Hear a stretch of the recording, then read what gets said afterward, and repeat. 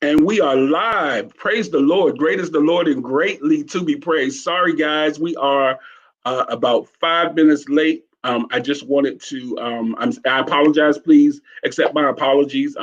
Anybody that knows me knows that I am obsessed with doing things on time. And so I apologize in advance for being tardy, starting the broadcast. It's been a wonderful day all day today, and I just so appreciate God for his tender mercies, his loving kindness, his grace. I just appreciate him so much. He has just been so kind to me. It's been a long day. I started out early this morning, and I had a doctor's appointment. So it's been a great day. God is good. He has certainly been faithful. I've been so excited all day about the Prophet's Porch. This broadcast, this ministry the Lord has given me that was birthed in this COVID-19 climate that we're in. I so appreciate God for entrusting me with this platform, the Prophet's Porch. What is the Prophet's Porch? It is the porch that the Lord gave me to launch this platform of ministry. Certainly, we have unscripted conversations. We talk about current events. We provide prophetic ministry, prophetic counsel. We share what we believe the Lord is saying, and the Lord has graced me to be able to invite some very special people in my life to share on this platform, people that are prophetic, as am I, that come on this platform, and the Lord allows them to share what thus saith the Lord. And so we just flow conversation style, very unscripted. Very unscripted. Anybody that knows me knows that I'm a very impromptu type of person, and I can just jump right in. And so I'm so thankful, so grateful that the Lord has allowed me to do this. I've always enjoyed being in ministry. I've always enjoyed sharing with the heart of God and so forth. And so this is just my lane. This is my flow, and I bless God for it. There is so very much going on in the land right now. So much going on. So much activity. So many probable causes. So many things that we are trying to put our finger on. So many things that we're trying to make sense of, so many things that we are seeking God about. But we know that what the word says, that all things work together for the good of them that love God and that are called according to his purpose. And so I heard a preacher say one time, if it's not good yet, then God is not finished with it. And so I bless God. I appreciate him for that. So I want to let you guys know that it's okay not to be okay. You've heard a lot of people say that. You've heard a lot of people imply that. It is okay not to be okay. Let me say that again. It is okay not to be okay. I was looking at my outfit, y'all. I'm looking like Wakanda forever tonight. Wow. Okay. But yes, it's okay not to be okay. Find someone that you can share your heart with. God bless you. One of my mentees, Alicia Powell from Indianapolis, Indiana. God bless you. Greetings, Bishop Kinney. I'm ready for the word on tonight. Hallelujah. We're so glad that you joined us in the audience that you brought with you from Indianapolis, Indiana. God bless you. I appreciate the Lord for you and for your support. And so I am just so grateful that things are as well as they are. You say, what Bishop Kinney talking about? Yes, things are well. I have the testimony that I am so grateful that things are as well as they are. It could be a little bit worse. I could not have my right mind. I could be in the hospital. I could be in a crazy hospital drinking Kool-Aid, talking about going to a better place. I could be in a padded room if the enemy had his way, but it's of the Lord's mercies and grace that we've not been consumed. I know people say that cliche, but it's because of his compassions. They fail not. They are new every morning. And so I have the testimony that I appreciate God, that things are as well as they are. I have a very special guest that is going to be with us on tonight. He is a person that I have known for a number of years. We met via social media. And how many of you know everybody that's on Facebook is not cutting up? Everybody's on Facebook is not throwing shade. Everybody on Facebook is not looking for a bed buddy. Everybody on Facebook is not looking for another ministry opportunity. Everybody on Facebook is not networking and opportunistic. But there's some folks out there that have pure motives. There are some quality people. I don't care what the world is saying. Uh, there are some quality people that are on social media. There are some quality people that have the mind of God and the heart of God, and they want to legitimately connect with like-minded people and people that have a kindred spirit. And so my guest is one of those types of people. He is a man of God. He's been in ministry for a number of years. He is in Dallas, Texas. He pastors the Reset Church of Dallas, Texas. He is just has a word in his mouth full of wisdom. He is full of wisdom, so much information. He is going to be joining us a little later. I'm waiting for that person for the green room, my digital green room, to let me know that they're in the green room and I can bring them on to the broadcast. And so I am so excited on tonight that I have a special guest. Let's say special guest, a very special guest that's going to be with us on tonight. And so I'm just so grateful. God is he has just been blowing my mind, guys. I'm telling you, he's been blowing my mind. When I should have been depressed, I'm encouraged. And I'm not gonna lie and say that I don't have my days that I'm not don't have my low days and so forth. I'm like everyone else. I have my days wherein I'm just not feeling it. I don't want to be bothered with nobody. Don't touch me. Don't talk to me. I have those days. Yes, Bishop Kinney has those days. And so I call them PMS, prophetic mood swings. Yes, Bishop has that. But this is not one of those days. Today is a good day. And I'm just so grateful, so excited down in my soul. And so, it's important that we, and let me just say this. I feel prompted to say this. It is so important that we as believers not continue to function and flow in our lives stuck between levels. Some of us have spent many years being stuck between levels. What do I mean when I say stuck between levels?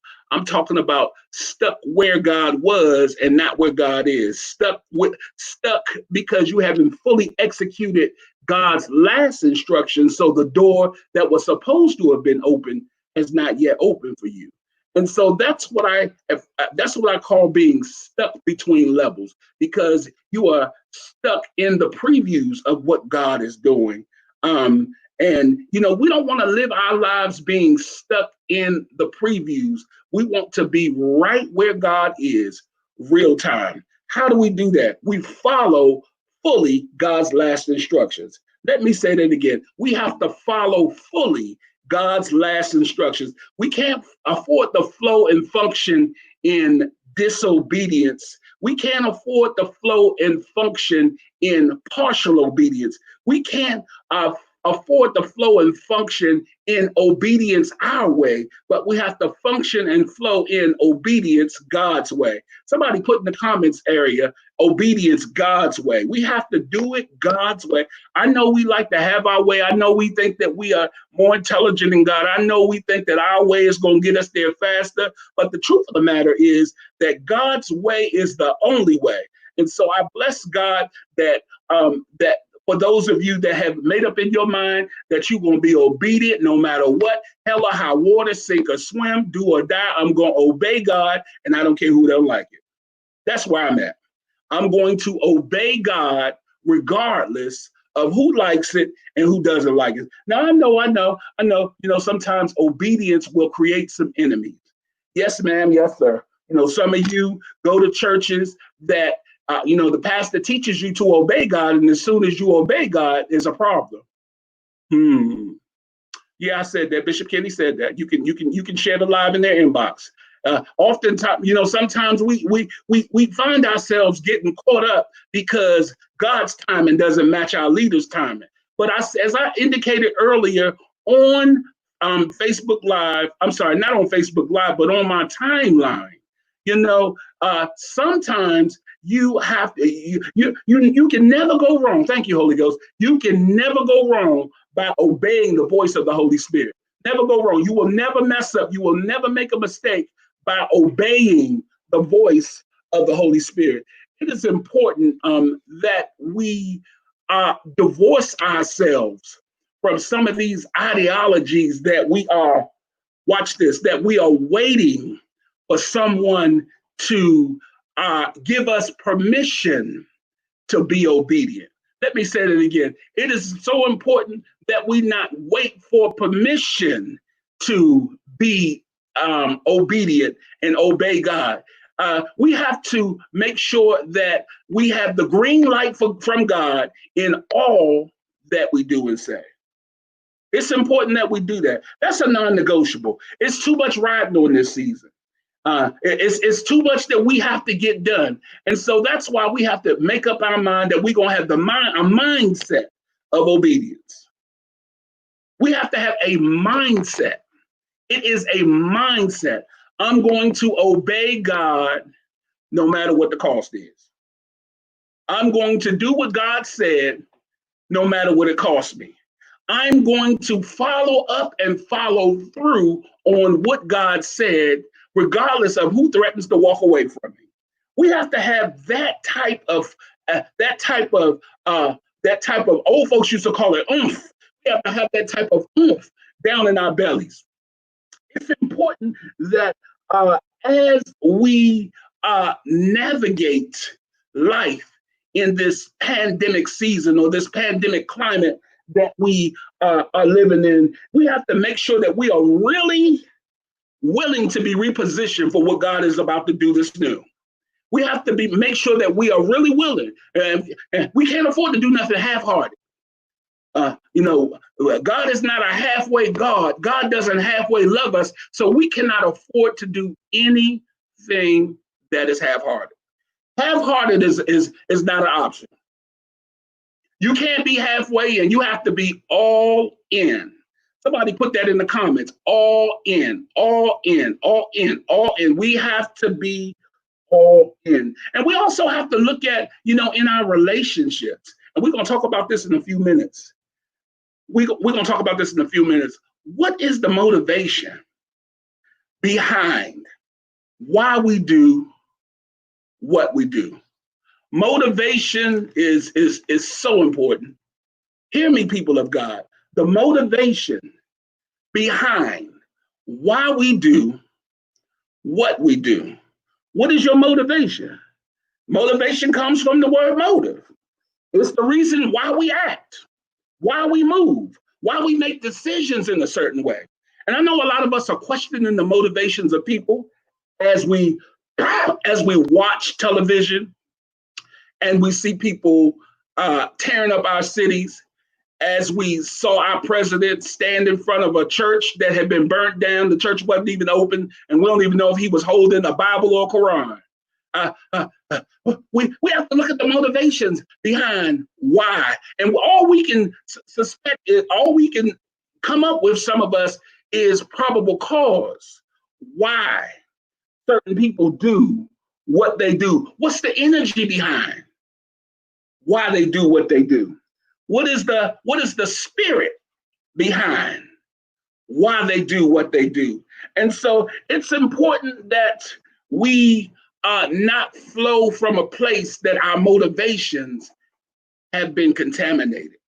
Lord have mercy. And that's the problem with some of us. Our motivation has been contaminated. We see it on TV, on television, on the news. Our motivations have been contaminated. And so we have to make sure that that we pay godly attention to our fleshly ways. I just said something right there. I said we have to make sure that we are paying godly attention to our fleshly ways. All right. And so I'm sorry, I'm interrupted. Um I am responding to a message from our guest. I know the enemy is so busy. Um the enemy is so busy. He is so not happy about what God is doing. Our guest is having a challenge. So I want you guys to pray and so forth. He is having his wife just sent me a text message and he's having a challenge and so forth. And so we want to be prayerful for him. My special guest will be coming on in just a moment. They're probably going to come on early, but my special guest is going to come on in a moment. But again, um, going back to what's going on in this COVID-19 climate. Um, this season has many of us in a place of finally some things are going to start coming to pass. Finally the door is going to open. Finally your finances are going to flow the way the Lord showed you. Finally, a place of finally. For some of us, this is the final spin. Lord have mercy. I said this is the final spin. This is the final spin. Some things that have been spinning out of control are about to be stirred into position. Let me say that again. I said some things that have been spinning out of control are about to be stirred into position. Praise God. The prayers of the righteous avail of much. My guest said that they will be with us in a very few moments. The Lord is moving. He's doing something. So we appreciate God. I know the enemy is mad. He stays mad with me. I live so that he's mad with me. And so God is giving us the opportunity to get some things in order. The Lord is this is a year of education for many of us. I know everybody talking about vision and 2020 vision, and that's fine and good and all that. But it's time for some of us to move from the classroom that we have been in for many years, and it's time to execute the education that many of us have gotten. And we have to distance ourselves from people, places, and things that has been poisoning our potential for years, poisoning our place in God, poisoning the appointed place that God has ordained and predestined for some of us. It's time to ready ourselves because some of us have been locked into a pattern of seeing through the eyes of old, and it's time to get unlocked from the patterns that have pressed us down, from the patterns that have oppressed us, from the patterns that have pushed our back against the wall. It's important that, excuse me, it's important that we have a spirit of cooperation with what the Lord is doing. That's it right there. We have to have a spirit of cooperation. We can't be we can no longer afford to be blocked by our own mindset. We can't afford to be blocked by our own mindset. And so my special guests, I'm going to bring them on early. They are in the green room, readying themselves for our broadcast. I'm just waiting for the thumbs up that they're ready to be admitted into the broadcast area. And so I'm so excited about our special guests on tonight. They are a celebrity to me. I said they're a celebrity to me. And so I'm so excited about both of our guests, but I'm a little partial. I'm a little partial to one of our guests. And I am so grateful that the Lord has placed people around me that He has anointed for my life. I'm so grateful. I'm so very grateful. So I'm just waiting on the thumbs up from the green room. Okay. All right. I'm going to bring our special guest into our live stream. Joining us is Pastor Iris Kinney, my special guest for tonight. Y'all give some hearts to Pastor Iris. Hallelujah. God bless you all. Oh, Lord. It's a little feedback. I guess that's because we live. What'd you say? I'm too close to you. You might be, boo. Okay. You looking good. I can't hear you now. Oh, okay. Yes, the echo is coming. No, they can't hear you from my mic there. You want to go sit on the patio? No? Wow. So we're having a little technical glitch. Um, did you want to let me take you back off? Where do you want to do you want to go sit somewhere else or all right. So my special guest, I'm going to take her off for a second and she's going to go reposition herself. Somebody give my wife some hearts. Pastor Iris. You know, the enemy is so upset. My wife has a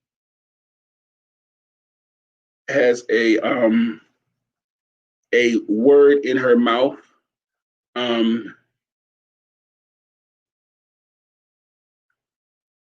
Okay.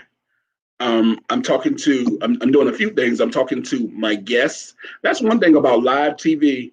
And so Apostle Ray, if you can hear me, you can go ahead and make your camera live and so forth. We're going to address Pastor Iris's uh, audio issue. Might have her go to another part of the house. I'm not sure if we're going to be able to work that out and so forth. Or maybe I need to put in some but I can't put the earbuds in. I don't have any earbuds and so forth. And so I'm just so grateful. Again, I'm so grateful for this platform that the Lord has given us. And we are going to be moving right along in just a moment. I see my special guest is in the green room.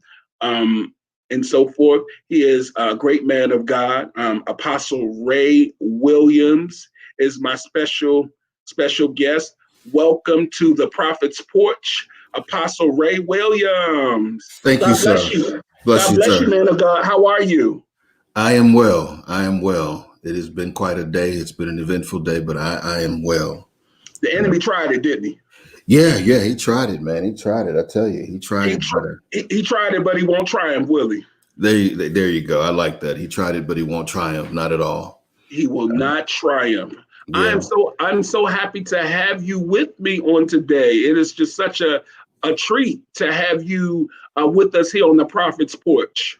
Man, I'm honored to be here. I'm kind of nervous, when you get around certain people, your nerves get out of whack. So I just pray that I'll be okay. I'll do a good job. I'll give it my best shot. You will be fine, sir. You will be fine. I am so grateful. This is your second time, right? This is my second time, and I guess I'm doing okay. I was invited back, and that's an honor in and of itself. So, oh, God bless you. So, Pastor Ray, it's an honor to have you with us here on today. I want to. There's so much going on in our nation right now, and I want you to.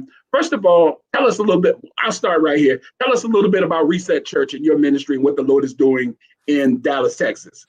Man, Reset Church is the perfect church for imperfect people, a place of hope, direction, and empowerment, a church in the heart of the city with a heart for the city. And so Reset Church was something that God birthed out of me. About 2 years ago, we planted, and I was in a place where I was just kind of tired of church, and I just church wasn't it. And so I was burnt out on church, and I was the preacher. And so I had this great vision to be able to raise up a ministry and to establish a ministry where people could come and really have a different experience, where they could experience the power of God, where they could experience the liberty of God, and really have God encounters. And so I was really stuck between being, millennials who are drawn to my ministry and, people outside of that realm. And if we could have something that was fresh, that was vibrant, that was new. And so the Lord did a reset in my life, and he told me to plant Reset Church. It's an acronym for restoring the ecclesia and securing every territory. All right. And so we're in the DFW. We meet, our church is located in the Addison area currently. And so we meet there, and it is an explosion of a combustion of amazing worship. Of course, the word is amazing, but just the flow. We're a very prophetic church. Miracles, signs, and wonders have literally do take place in our services. Miracles happen to follow my ministry. And so it's a unique experience. Everyone that experiences says it's unique. It's authentic. It's real. It's unique. We are about as unchurchy as you can get, but we have great moves of God, and we've been able to be successful in bridging the gap between demographics, ethnicities, age brackets, the whole nine. So I'm excited for what Reset is going to do here in DFW, but even globally. Our international leg of our ministry is fastly developing. And so I'm excited about it, really excited. Well, I'm excited to have you on. I'm excited about what the Lord is doing through you in Dallas, Texas. Certainly that is an area that is that needs your voice. It is an area that there are a lot of ministry choices, and so forth. And it's a very vastly populated area. And so I'm glad the Lord has planted you there to be, my new word, an apostolic hub there in that region. So I celebrate your life. I celebrate the assignment that is on your life. Certainly there is a lot going on, much to be said on tonight. And so as you're aware, we are going to be very unscripted, conversation style, as it relates to how we share on tonight. The thought that comes to mind, Pastor Ray, is, we see a lot going on media outlets, on TV. And the word that comes to mind, and I talked about it a few moments ago, is motivations. Why? What do you believe that is the motivation behind a lot of what we see on social media, a lot of what's going on from the White House? Yes, I put it out there, the White House.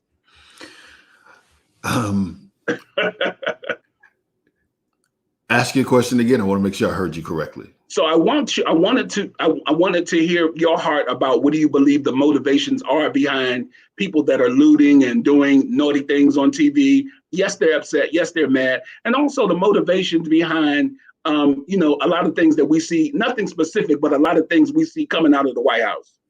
Well, I think as it relates to the motivating factor for a lot of what we're seeing in the streets now is, one, people are hurting. Right. People are pissed off. Yeah. People are mad as hell. Right. People feel disenfranchised, marginalized. Absolutely. I believe that we're seeing the demonstration of America and its hypocrisy coming face to face with one another. And so we're facing one of the biggest crises in our country that our country has faced for quite some time. And that is the issue of racial inequality. And we don't like to talk about that, but it's just an issue that needs to be addressed. And it needs to be addressed, I believe, from a holistic level. And I'm going to say something that's going to be very controversial, and many people will disagree with me, and some people will throw rocks at me, and that's okay. I'm a big boy. I can take it. Go ahead, Apostle. I'm not out looting and burning down buildings, but I understand why it's happening. Right. And neither am I more concerned about a building burning than I am a life being taken. Wow. I Wow. just don't have more invested in a building that's insured burning than I do a black man who's being murdered in cold blood, a black woman being murdered in cold blood, not because they're criminals, not because they've done anything wrong necessarily, simply because of the color of their skin. And so one of the motivating factors, I believe, is that you have a demographic of people, namely black folks, who have been so marginalized and mistreated in our country, and who has dealt with such racial inequality, economic depravity, educational depravity. Whenever you look at that, um, it's not enough that you've underfunded our schools. It's not enough that you've replaced our educational institutions with prison and correctional centers. It's not enough that you have miseducated us. Now you want to kill us without consequence. And so a lot of the motivating factor is we want to be heard. Now, people will say what they will. And again, I'm not condoning violence.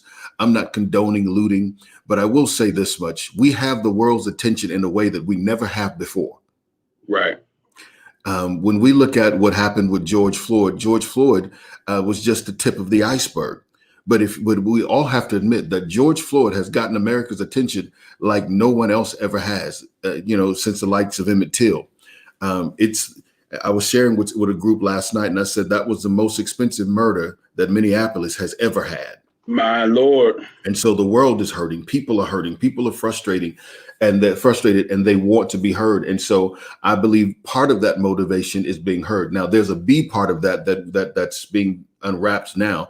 And that is that there are certain organizations, racist organizations, where there are black people peacefully protesting.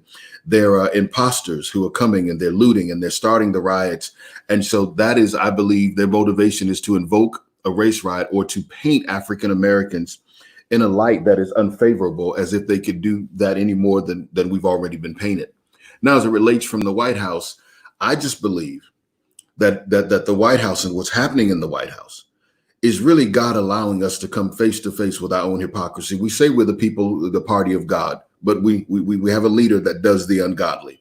We say that we are for conservative and family values, but we have a leader who does anything but make peace and have family values. And so at some point, we have to begin to lift our voices, call a thing. And what's motivating, I believe, the White House now is, remember, this is an election year. And being an election year, I mishandled the coronavirus. I mishandled COVID-19 horribly. And so now that that's mishandled, I have to now change the narrative. We have sent heavily armed soldiers to kill hurting people. Right. That makes a statement about our leadership. Who does that? People who don't value certain sectors of humanity. Now, of course, conservatives and religious leaders would say, and I've come under fire because they said I shouldn't say some of what I just said. You shouldn't say that. It's divisive. I denounced that because, if nothing else, we have seen more unity amongst the races in our country over the last 5 days than we have seen in decades. I believe it's time to lift our voices, call a thing, be very candid about a conversation. And that includes the church. The church has so mishandled race relations, where now we have the world screaming, where are the church leaders? Would the rioting stop if the church leaders stood up? Absolutely. It's a conversation, a long overdue conversation that we should have had a long time ago. It shouldn't have come to this for us to start having those, what I call clearing conversations. We can clear a lot. Conversations can clear a lot of things up. Absolutely. But we have to be authentic, and we have to be honest, and we have to choose to be real enough to address issues that may not necessarily affect me personally, but affects humanity outside of my zip code. My. That's huge. Humanity outside of my zip code, because the world's mentality, unfortunately, is me and mine. They're not they're not concerned about what goes on outside of their zip codes and so forth. Again, now we haven't heard of anybody looting and burning down Beverly Hills. No. See, what's that? We haven't. And the key becomes we probably won't, because there's a different value that's assessed there. See, when you value Beverly Hills holistically more than you value Watts. Notice I said holistically. I didn't just talk about property value. I didn't talk about the tax base. But when you value humanity in Beverly Hills more than you value it in Watts or South Central or Compton, or whatever the case may be, then you guard it better. Think about it. Here is the key. Imagine if we put those same dollars that we're spending to send the National Guard and U.S. troops in the streets to invoke essentially martial law on American citizens. What if we had put that same level of resources into having independent review boards in our local police departments and in our schools and in the communities, so that all of America would have a fighting chance, not just those who can afford to live in a heavier tax bracket or tax base, but all of America. See, I'm a firm believer that just because one person lives in the ghetto and another person lives in the suburbs, the books should be the same. Absolutely. I agree. My house wouldn't be the same, but the books should be the same. They should be the same. It's I wanted to share something with you, Apostle. Prophet Travis Wilkins, a trusted prophetic voice, just shared something in the comments, and he said Apostle Ray Williams is a general that shall see expansion in every area of his life. My Lord. Hallelujah. That's a good Thank word. you, sir. I received that. Thank you. Thank you so much. Apostle Ray, with regard to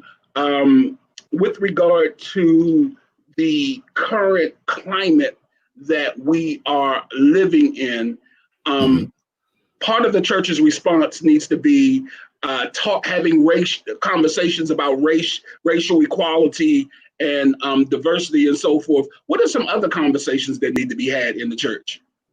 That's a very good question, and it's a multifold question. So if I could answer it in layers, if you permit me to, I'd like to answer it in layers.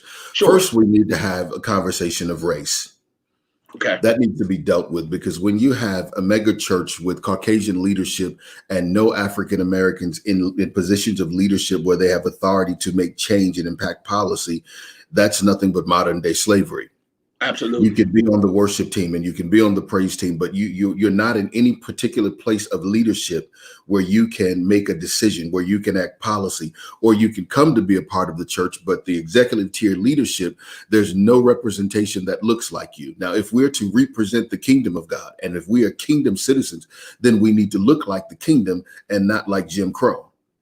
Oh my. And so we have to begin to address those issues, and we have to address them from a very holistic perspective and a very authentic perspective. And that is, many people in the church are afraid to talk about race. Now, here's the issue I have with, we have people who will defend Israel, and I'm not suggesting that we should not. We have people who will send funds to Israel, and I'm not suggesting that we should not. Now, we can lobby for Israel, we can send money to Israel, we can fight for Israel, but where are our Caucasian leaders of mega churches all across the country who's not afraid to say that Black lives matter? Right. Without having to interject that all lives matter. Because see, I'm from the component that all lives can't matter until Black lives matter. When Jesus says, blessed are the poor, no one stood around and said, well, no, Jesus, blessed are all people. No, he was talking about a specific demographic.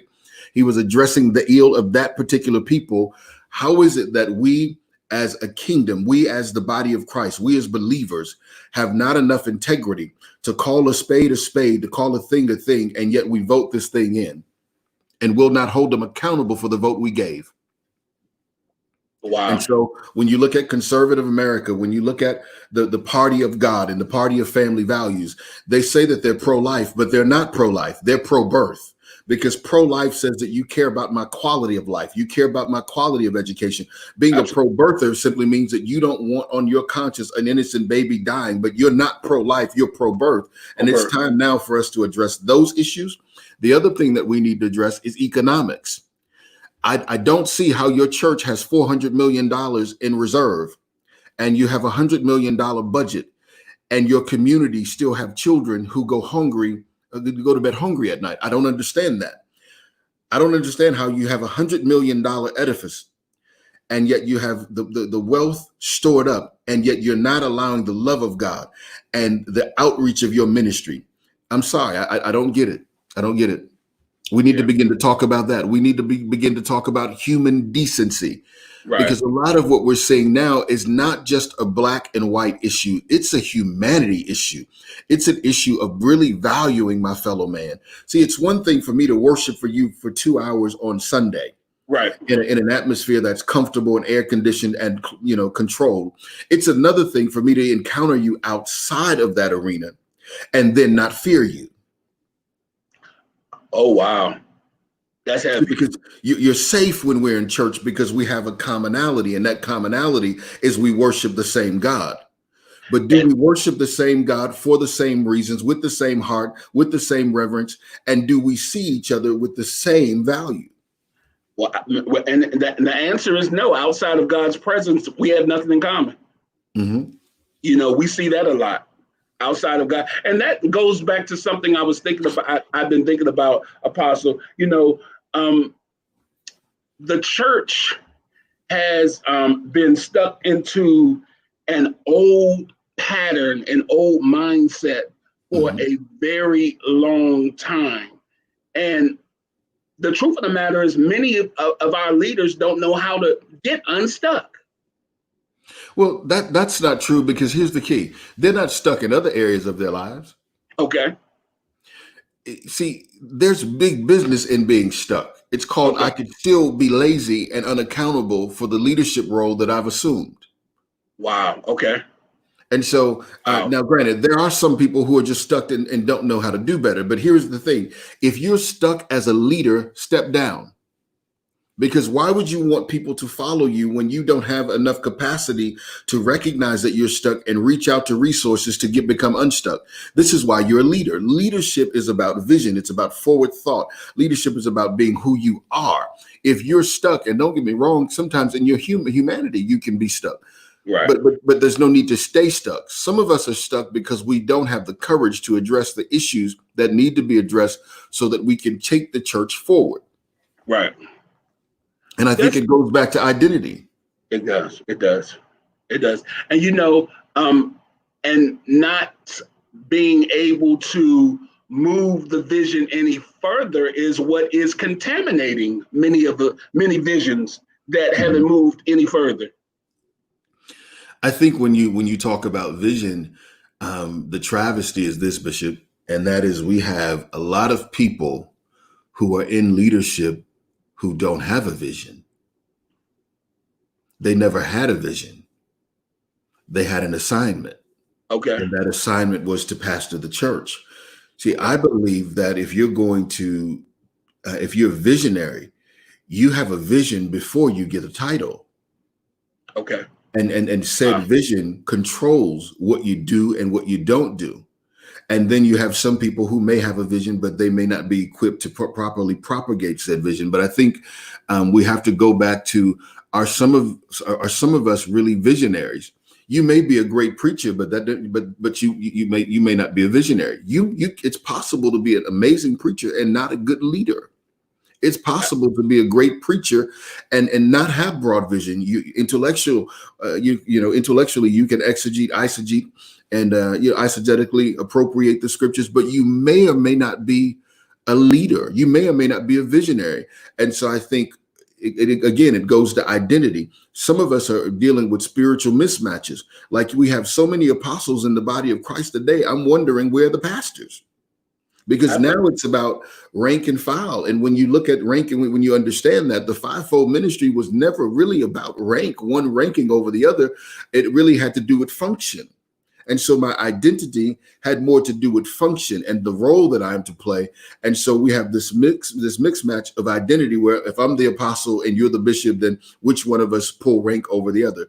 The truth of the matter is neither of us. We're all held to the same level of standard of accountability and the same level of grace and the same level of access to God, but it denotes a role. And when I understand my role, and I can walk in that authentically, then one, I compete less with people I should be complimenting. That is good right there, because it's been said to me, I had somebody say to me one time before, Apostle, I was a pastor, and they said because they were an apostle, I couldn't rebuke them. Well, they don't have scripture to support that. In fact, they have scripture to support to the contrary. You being an apostle doesn't mean that you can't be rebuked. You being apostle means that you should be more open to being rebuked when necessary, and that you should be more balanced in your presentation and your theology and your level of humility and accountability to the body, whereby if you need to be rebuked, it is not seen as being diminished, it is seen as being corrected. And none of us are above being corrected. None of us, that is a good word. None of us are above, because guess what? The higher the anointing, the higher the rank, the higher the accountability. That's what I believe. Much is given, much more is required. I believe that when you walk in a certain level of grace, there needs to be a complimenting humility. And you can always tell when a person walks in it authentically. That's good. That's good. Complimenting humility. They have a complimenting humility. You have never seen me address myself as the big bad apostle. Now, people call me apostle, and I know that that's the grace in which I walk in. But that doesn't give me any more credence. That doesn't give me any more weight, if you would. The weight and the grace that's on my life was there before I ever walked into the title. And so my ability to vacillate into different arenas and different environments and to have a great level of efficacy is heavily hinged on my humility. Wow. Apostle Ray, I have a special guest that's going to be joining us, I believe. Oh, I think that I'm working on some audio issues, so we'll just give her a few more moments. But you said something very major, complimenting humility. Sometimes oftentimes the lack of humility was complicating the assignment of that person. We see a lot of egos, Apostle. It was a time where everybody was becoming a bishop, and then everybody was becoming a pastor. And, every other month we saw new people becoming apostles. And I'm not questioning maybe I am questioning the legitimacy of it and so forth. But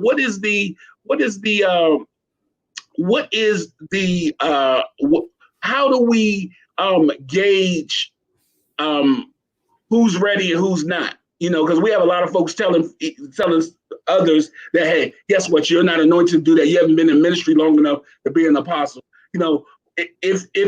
What should we be looking for? What are we handing to this next church? I believe that there are a few things we need to look for. And one of the first things we need to look for is efficacy. Are you effective in the role in which you claim that you've been called to? Because if God has commissioned you to do it, he's also given you a grace to be effective. So are you productive? Are you producing anything? And are you producing something? And I want to be very clear when I say this. Are you producing something that does not promote you? Right. Are you producing something that does not promote you, but it promotes the assignment? And I think we're living in a generation now, and social media has helped contaminate this, is all you have to really be able to do is to fabricate an image of who you'd like to be. Wow. And you can create the image of who you'd like to be with no level of productivity or efficacy in who you pretend to be, but your visuals and your marketing point that way. And so you get a preacher's voice, you get you a following. It's like now and I want to say this with caution, because you have a lot of bastards who are leading because the fathers refuse to father them. Absolutely right. And so you have those who have went out and started ministries and started. So like there's a couple of people on social media. There's one brother, he logs on and 2,000 people log on to make fun of him, because we have lost the respect and we have lost the sacredness of ministry. And when we've done that, we've sent people out, and it's very dangerous to give a person a platform before they're prepared. And unfortunately, social media will allow you to create your own platform with no pruning and no proving.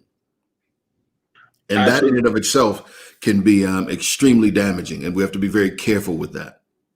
Well, absolutely. Joining us right now is Pastor Iris. Pastor Iris, can you hear us? Can we hear you? I can hear you. Can you hear me? Yes, we can. Wonderful. I was enjoying Pastor Ray talking, so I was just going to listen. Well, we appreciate you joining us on the Prophet's Porch. Certainly, we would be delighted to hear a woman's perspective concerning things. In just a few moments, I have a couple of questions I want to ask you But Pastor Ray definitely is in a flow. He has his foot on something. We see a lot going on in church, and we see the church has seemingly gone title crazy and so forth. I don't understand, Apostle, why we have people at our churches that we call prophet elect. What is that? Tell me what a prophet elect is. Can a prophet be elected? No. Okay. Can a prophet be designated? No. Okay. When you see stuff like that, that we are out of order. We're gonna get beat up for this. We're gonna get beat up for this. And that's okay, because it's time now, because I believe that through all of what we're seeing now, revival is certain to come, but God is restructuring, realigning, and resetting the household of faith. We're going to need to get in order. Listen, because you didn't cut it in corporate America, you can't come to the church and now want to be the boss. There is no such thing as a prophet elect. There's no such thing as an apostle in training. Who can seat you to be an apostle? Who can train you to be an apostle? Either God has called you to be an apostle, and that level of grace will manifest in your life. I find it difficult to have an apostle who still lives with his mama. Apostle Ray Williams. And then there's that. You're the sent one. You should be establishing. You've been assigned to a region. You've been assigned to build, to nurture, to plant, to plow. You can't plow in your mother's basement. Wow. You can't even manage your own checkbook. You don't have enough umption within you to establish your own identity. So we need to start looking at people's lives. So one, if you're a prophet, prophesy yourself some discipline. Jesus. Because if you understand what the prophetic is, you have authority that comes out of your mouth from the heavenlies that manifests in the earth realm, and you can shift and create atmospheres. So how is it that you're the prophet elect? Who elected you? Because if I elected you, I can also vote you out. But if you've been called by God to be a prophet, according to the book of Jeremiah, that before you were ever formed in your mama's womb, he knew you. He ordained you. There's a specific reason you were set in the earth realm. So no one can elect who God chose. So by virtue of you owning a prophet elect, you diminish the grace that God has placed on your life. I agree. And, people get upset with me all the time, Apostle. When I try to correct error that I see, as it relates to these titles that we're giving out, that we see them given out in the church. Mm-hmm. And I'm just not sure where it comes from. Again, like you said, there's no biblical foundation. You cannot, and I agree with you, cannot designate or elect an apostle or a prophet and so forth. And so what my question to you is, do you believe that it's more for ego or more for being able to say that somebody saw that on your life? Well, here's the thing that I look at, Bishop, just to be kind of practical and pragmatic about it, is this: whether it's ego or any other reason, it's all error. Okay, right. And so we got to get to a place where we correct the error. And I think one of the biggest errors we have in the body of Christ is that we allow people to go forth with no accountability. Absolutely. With no one to answer to, no one to be accountable to. I believe that absolute power corrupts, and power corrupts, and absolute power absolutely corrupts. And so what you find is that we're losing people from the church because we're allowing broken people who could not hack it in any other arena of life to develop a ministry, and brokenness attracts brokenness. And so when you have brokenness that's attracting brokenness, you no longer have individuals who have someone who can lead them to wholeness. You can't take people where you've not been. We can join together and get there together. We can journey together. But if I'm going to be a leader, I'm going to have to know what it's like to deal with brokenness and to be whole from brokenness. And I've been there. I'm going to know what it's like to be able to be transparent and to be non-self-serving. And unfortunately, we have a climate of ministry now that is extremely self-serving. We want the Absolutely. people to serve us. We want the people to acknowledge us. We want the people to honor us. We want the people to take our shoes off. We want the people to carry our bags. And that's why we're so title happy. But I was raised where if you're a leader, lead without the title. I started leading before I got a title. I was doing the apostolic work of ministry before anyone ever called me an apostle. And I think we have to get to a place of authenticity whereby our ministry does not define us. Absolutely. Absolutely. That's part of the problem. When my ministry defines me, I'm no longer valid in any other place in my life. And so I then have to control the narrative of my ministry so that I don't lose my identity. The only flaw in that is this: if you give people permission to exalt you, you also give them the empowerment to deflate you. Deflate you. Absolutely. Absolutely. And us, because of our kingdom responsibilities, Apostle, and this is a question that I just feel prompted to ask. Because of our kingdom responsibilities, sometimes we get invites or asked to affirm apostles and consecrate bishops and install pastors. And when you get those types of requests, what is it that you look for? How do you vet those types of requests? If you were talking to some other leader and so forth, I want you to use this as a platform to give them counsel concerning that. Well, first off, let me say this: you can't consecrate a bishop. That's Okay. not even scriptural. If you understand by virtue of what consecration is, I can't consecrate a bishop. I can confirm someone and confirm that I see that on an individual's life, but by virtue of what consecration is, I can't do that for another man. Okay. So when you hear people say he's being consecrated bishop, I often say that's the first error. Okay. Because hopefully he's gone before God in consecration himself. And so I remember years ago, Bishop Ivy Hilliard was being affirmed or confirmed in the office of a bishop. And he was very adamant, I'm not being consecrated bishop. Now I know I messed up. All my Kojic friends are really hot right now. But I know many of them understand that word was used in tradition, and many of them are extremely intelligent. And by virtue of consecration, you cannot consecrate another individual being a bishop. I've experienced this in my own ministry. I licensed a guy that I loved, saw grace on his life, and he said, would you put apostle on my license? I said, well, I can't seat you to be an apostle. I don't know your life that well. I think you're a good guy from what I know, but I can't take on that particular responsibility because there's a certain level of suffering that comes with that. And you're going to have to go to you and God to affirm whether or not. Pastor Ray. Yes, ma'am. What is your definition of consecration? Since you'd upset the church anyway, let's just make it plain. I was hoping no one asked me that question because we don't have that kind of time. That would monopolize the whole show. But to consecrate something is to prepare it. If I'm going to consecrate this glass of water,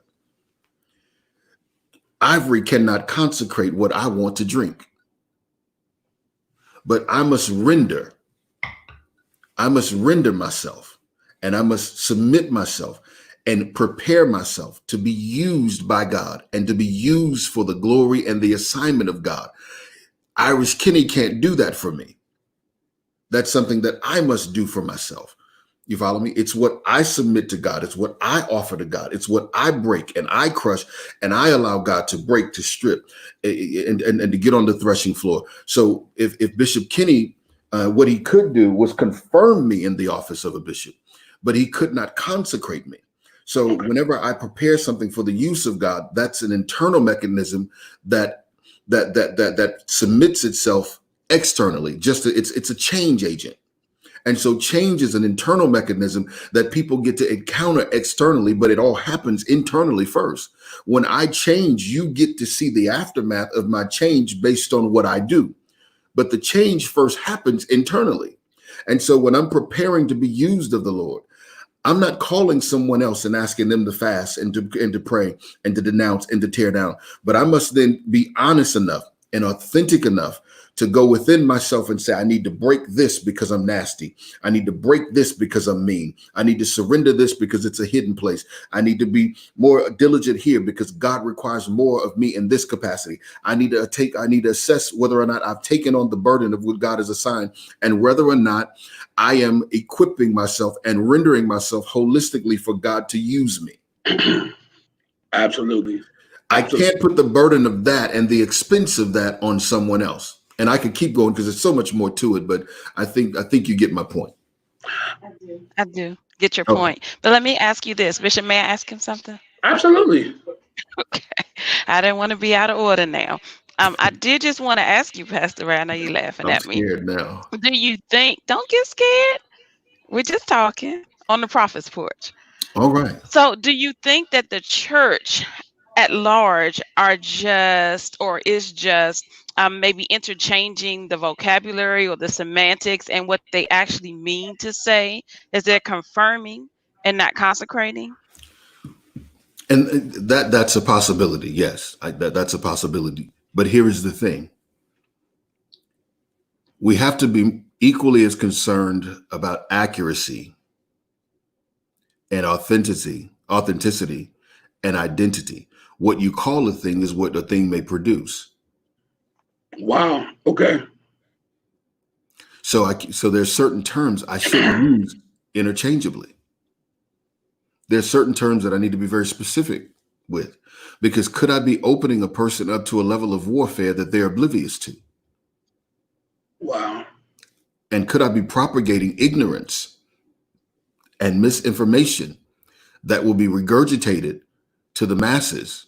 And so we have to be equally as concerned about accuracy as we are presentation. I can receive that, Pastor Ray. I appreciate that. I know I'm gonna get a lot of pushback there. I get it. I'm gonna get a lot of pushback there. Well, do you think that translates over to what you all were speaking about before as relates to titles? Since so many people are concerned about titles, I heard you all discussing the apostles versus the pastors now, and how people want to be regarded by certain titles and not as concerned about the fruit that is supposed to accompany it, but more concerned about how you regard them or how you honor or how you highlight. Well, I think the greatest honor is humility and servitude. I think when you serve people well, they feel compelled to honor you without you having to require them to. I think anything that is required is manufactured. And anything, sometimes things that are manufactured or fabricated are not necessarily, doesn't have the same validity or weight, if you would, for lack of a better way of saying it. And so, if your function does not match, or if your function and productivity does not match the title, you do yourself a great disservice. No argument from me. So when you say, "Hey, I'm a bishop," like I met a guy who was a bishop, and on his card he had 3 titles. He was an apostle, a bishop, and a prophet. Mm-hmm. I don't know if you met the same guy, but he gave me his card, and I read the card, and I said, "Okay." No, but I see it all the time. Now I began to ask him about his ministry. His church was in his garage with him, his wife, his cat, and his dog. Well, I don't really have a problem with that, but no. Here's the thing. His church was in his garage with his wife, his cat, his dog. He didn't cover any other churches. He wasn't mentoring any other pastors. He wasn't, serving as a board of accountability. He wasn't actually functioning in the role of a bishop. See, I don't believe that a bishop has to pastor a church. Yeah, I don't have a church. Yeah, I don't believe that. But I believe if you're going to be the bishop, then you need to function in that role, and you need to have your hand on ministries. You need to cover ministries. You need to provide counsel with ministry. You need to help structure and be a support system, a base, a reality hub of sorts, if you would. And so I didn't argue with him because he was an older gentleman and I wanted to respect him. I wanted to be very respectful. And so, but he was so extra. He came to the platform. I was the guest speaker that night. He came to the platform. When he came to the platform, he had a lady bring his briefcase to the platform to him. Now, he and I just walked out of the office, out of the green room. You could have carried your own briefcase, man. Sure could have, sure could. But he gave the lady a briefcase, and she walked up on the platform and made this whole ceremonial presentation of a briefcase he never opened. Absolutely. But he had the title. Oh, for sure. Oh, no, for sure. Well, let me ask you a question. What is your counsel to a bishop or an apostle that does not pastor, and there's some kind of way, because in church or in the kingdom, that feels like that a pastor and an apostle and a bishop should be pastoring a church? What would be your counsel or your encouragement to someone that's in that situation or that season of their life? Well, the first thing I would tell them is stay authentic to what God has called you to do, and don't feel pressure to do what man wants you to do. The second thing I would tell them is, when you walk through the Bible, tell me the churches that every apostle pastored. Okay. The third thing I would tell him or her is that, are you effective in the arena in which you say you've been called? Do you see efficacy there? Are you changing lives? Are you seeing a spiritual momentum along with a natural congruency working together? Because here's the thing. I'm okay being me, even if you don't agree with who I'm supposed to be. I'm okay, because I'm not looking for you to tell me who I'm supposed to be. I look to the Lord to tell me who I'm supposed to be. And I trust that once he gives me a strategy and a tactic, strategy being what I'm going to do, tactic, how I'm going to do what I'm going to do. When he gives me that, then efficacy will follow.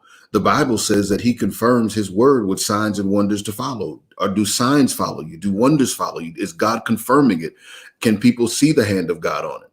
Because there are apostles who are pastoring churches. They've been pastoring the same church 30 years and ain't never seen 30 people in it.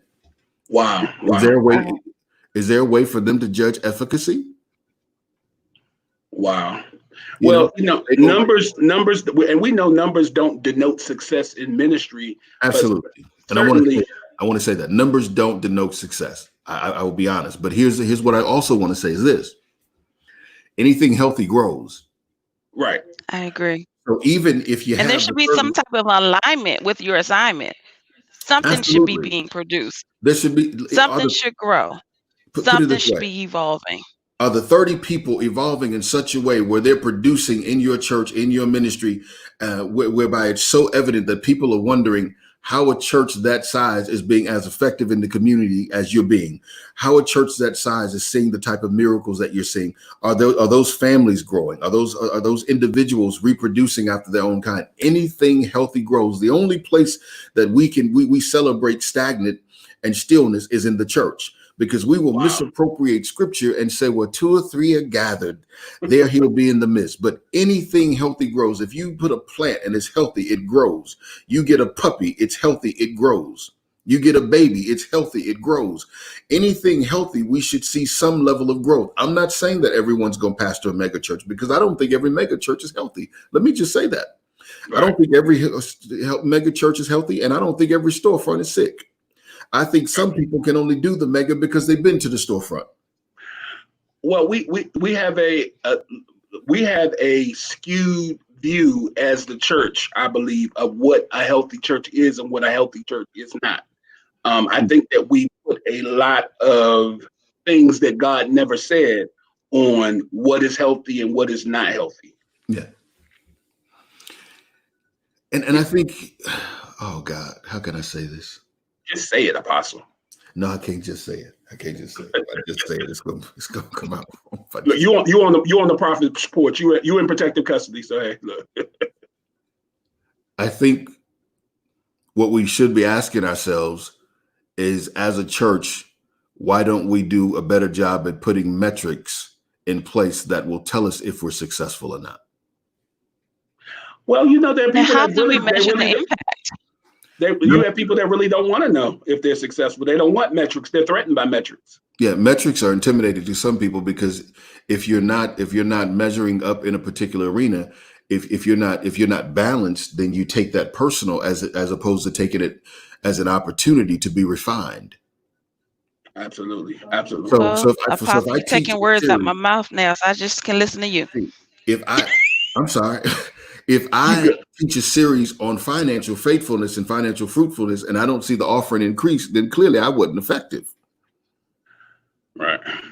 You follow me? And I'm not saying it has to increase exponentially, but it has to take hold in some capacity.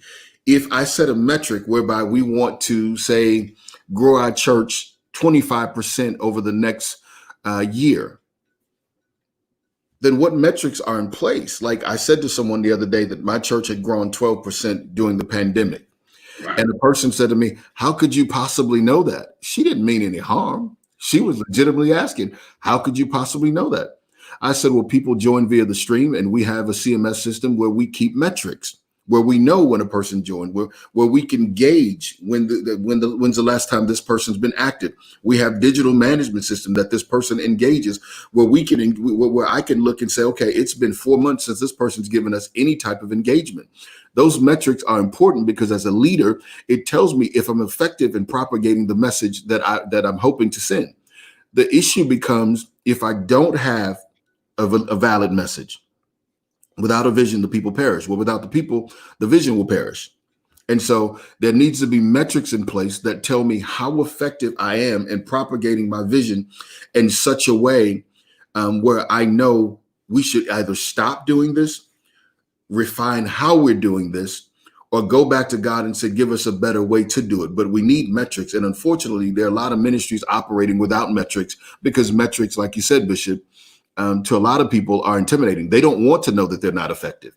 I don't believe that I should show up on Sunday morning and just guess how many people are going to come. I'm growing my church on purpose. I'm growing my ministry on purpose. I'm engaging different platforms so that my ministry has exposure on purpose. Because Absolutely. Not everybody's going to respond to Ray Williams Ministries. You follow me? My level of ministry, my style of ministry. But for those people who may, and this is to every pastor that's listening, you may have a dynamic ministry and you may have an amazing message presentation. Mm-hmm. And you're the greatest preacher that no one has ever met. Absolutely. So which means you may not have a metric for your marketing. They may not know you exist. You might have the best fried chicken this side of Maryland, right? Right. But here's the thing. If no one knows where to come and get your chicken or that your chicken exists, only you, your mama, your brother, your sister, and your cousins know your chicken is good. Absolutely. Absolutely. And, in this pandemic, and me and you talk about it all the time, Apostle, this has placed all ministries on on an equal level. There's the great equalizer. Say that, sir. Well, and you are your ministry is a demonstration of how the Lord has increased your range as a ministry because you have people coming from states outside of Texas. Talk to me a little bit about that. Our church is an emerging church. I say an emerging church because I hate to say a new church, but we're a church that's emerging. And so when the pandemic hit, we were at a very pivotal time in our ministry. We're an emerging church. We're in our all-in campaign, all in our giving, all in our prayer, and all in our attendance. I could not lose that momentum. It is very difficult when you plan a work, when you're plowing a work. The metrics that were set in place, I did not want to fail at those metrics. And I on purpose went to God and said, what do? I need to figure out a way. People, when they come to Reset, they love it. My attrition rate is 1 in 10. Wow. For every 10 people who visit, 1 leaves. And for those who don't know what attrition is, let's not assume everybody knows what attrition is. Well, I'm going to leave that alone, Bishop. I'm going to leave that alone. Because if you pastoring and don't know what attrition is, you need to go back to the drawing board. And if you're online watching me on Facebook and don't know what attrition is and won't Google it, then and I'm doing that on purpose to show that as a part of the answer to my question is I needed a way to engage my members, to engage our ministry, to keep it active. It didn't dawn on me to grow my ministry until I saw how effective I was at reaching my members and really engaging them. And then they begin to invite their loved ones and invite people. And I'm thinking, man, wait a minute. If Yeah. if I sought to engage them and they didn't feel abandoned and they didn't feel left out and they didn't feel like their church would not represent them, because make no mistake about it, I serve at the pleasure of the Lord, but I serve Reset Church. Right. You follow me? I'm accountable to that church and to that people. It's my responsibility to love them, to lead them, to nurture them, and to be accountable for the environment in which I feed them. And yeah, so you're responsible for their soul care, even in the pandemic. absolutely. And so to every pastor who may not have a huge ministry, and you might not have a huge church and all that good stuff, listen, you can grow your church right here, right now. People need hope. And if God has given you a voice and the Lord has given you a message, don't you dare sit back and worry about a building. Build a people. And when you build a people, when the pandemic is over, God will get you to a bigger building with a bigger budget. But you have to show forth your ministry now. And so we cultivated, and we went out and we went, got lights and cameras and all that stuff. And I decided if the rapper can reach my member on Facebook, I can reach him. You're absolutely right. I've been laboring with something. And I ain't got no problem with rappers. I love rappers. Yeah, I don't listen to it, but I like some of them. The ones that ain't calling women out their name and stuff. I like them. But I was going to say, I received a couple of prophetic words from some trusted prophetic voices in my life concerning this streaming platform and how the Lord needed my voice on there, and because I had never been a live stream person, Apostle. That just was never my thing. I kind of shied away from it, and so and just listening to the Lord, I kind of laughed at him when he says, I want you to launch virtually and so forth. And so I've been trying to ignore that because I've said to you, I said to Pastor Iris, I really don't want to be nobody's pastor and so forth. And so, I struggle with that, that virtual ministry presence and so forth. And so I guess what I want you to do is pause right here and just look, encourage me. Okay. I need something right here. Okay. Hey. And Beverly Allen says she tunes into Reset Church from Jacksonville, Florida. Thank you, Beverly. Wow. Hey, so Beverly. glad to have you. And Beverly's never physically been to our church, but every service for the last month and a half, 2 months, she's been there. But she's never physically been in our building. Wow. I'd encourage you in this capacity. Your value is not predicated on your name being on a sign of a building. All right. Your value does not come from you walking into a particular edifice every Sunday morning, getting up to teach the same people. You could be called to something bigger than the four walls can contain. Absolutely. And you could be extremely impactful and successful in that capacity.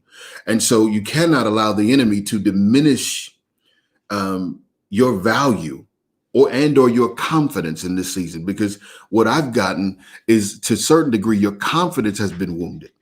You follow me? But if you can be, for so often we fight to be on the platform. But what if, Bishop Kinney, God has called you to be the stage? Wow. If he's called you to be the stage, then you present the stage so that others can have a platform. Wow. And that renders you equally as effective. You're shaping ministries. You're cultivating ministries. You're shaping destinies. You're providing and creating atmospheres so that gifts have a platform from which they can hurl their gift. And so there's absolutely nothing diminished by being the stage. As a matter of fact, it takes more strength to be the stage, because you got to give somebody something to stand on that's got enough weight so it doesn't crumble. And so I think we give so much credence to the platform that we forget that every platform needs a stage. And we give so much value to the mic that we forget the podium sits on the stage. And if God's using you to be the stage, then be the stage. And every time someone is platformed on that stage and they're effective, you have been the catalyst to bring reconciliation and to bring healing and to bring ministry from a different perspective, a different flavor with a vast level of diversity. And it's okay to be the stage. What if Wow. God called you to the sideline so you could be the coach? Wow. That I've never thought of that. I've never looked at it from that vantage point, Apostle. That was so potent. Wow. Yeah. See, we only get to be platformed based on the people who've provided us a stage. Okay. You follow me? And Yes, sir. and it takes some wisdom, some strength, some grace, some girth, some tenacity to be the stage. Because notice, everything on the stage can be heard and be seen. Very few people realize that without the stage, none of them could stand Or be elevated. or be elevated. The stage gives you a vantage point to both be seen and for the crowd to see you. Wow. So Thank I you so believe in this season, you should celebrate being the stage. Okay. And get this, that's a powerful place to be.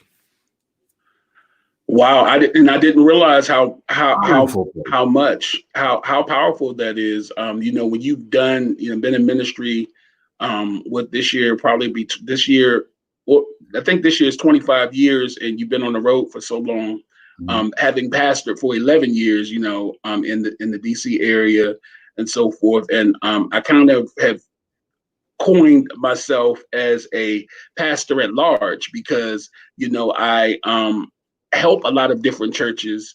I mentor a lot of pastors. I am a resource Stage. to a lot of pastors across the country. So that's a stage. Okay, all right. You are providing them an opportunity to be stabilized for their presentation stage. Wow. Yeah. Now that you put it like that, stage. Okay, all right. The stage ain't got no ego. Okay. But the stage has enough strength and enough power And foundation. and foundation. And get this, check this out. This is going to bless you right here. You ready? All right. When the crowd leave, the stage still standing. Wow. Okay.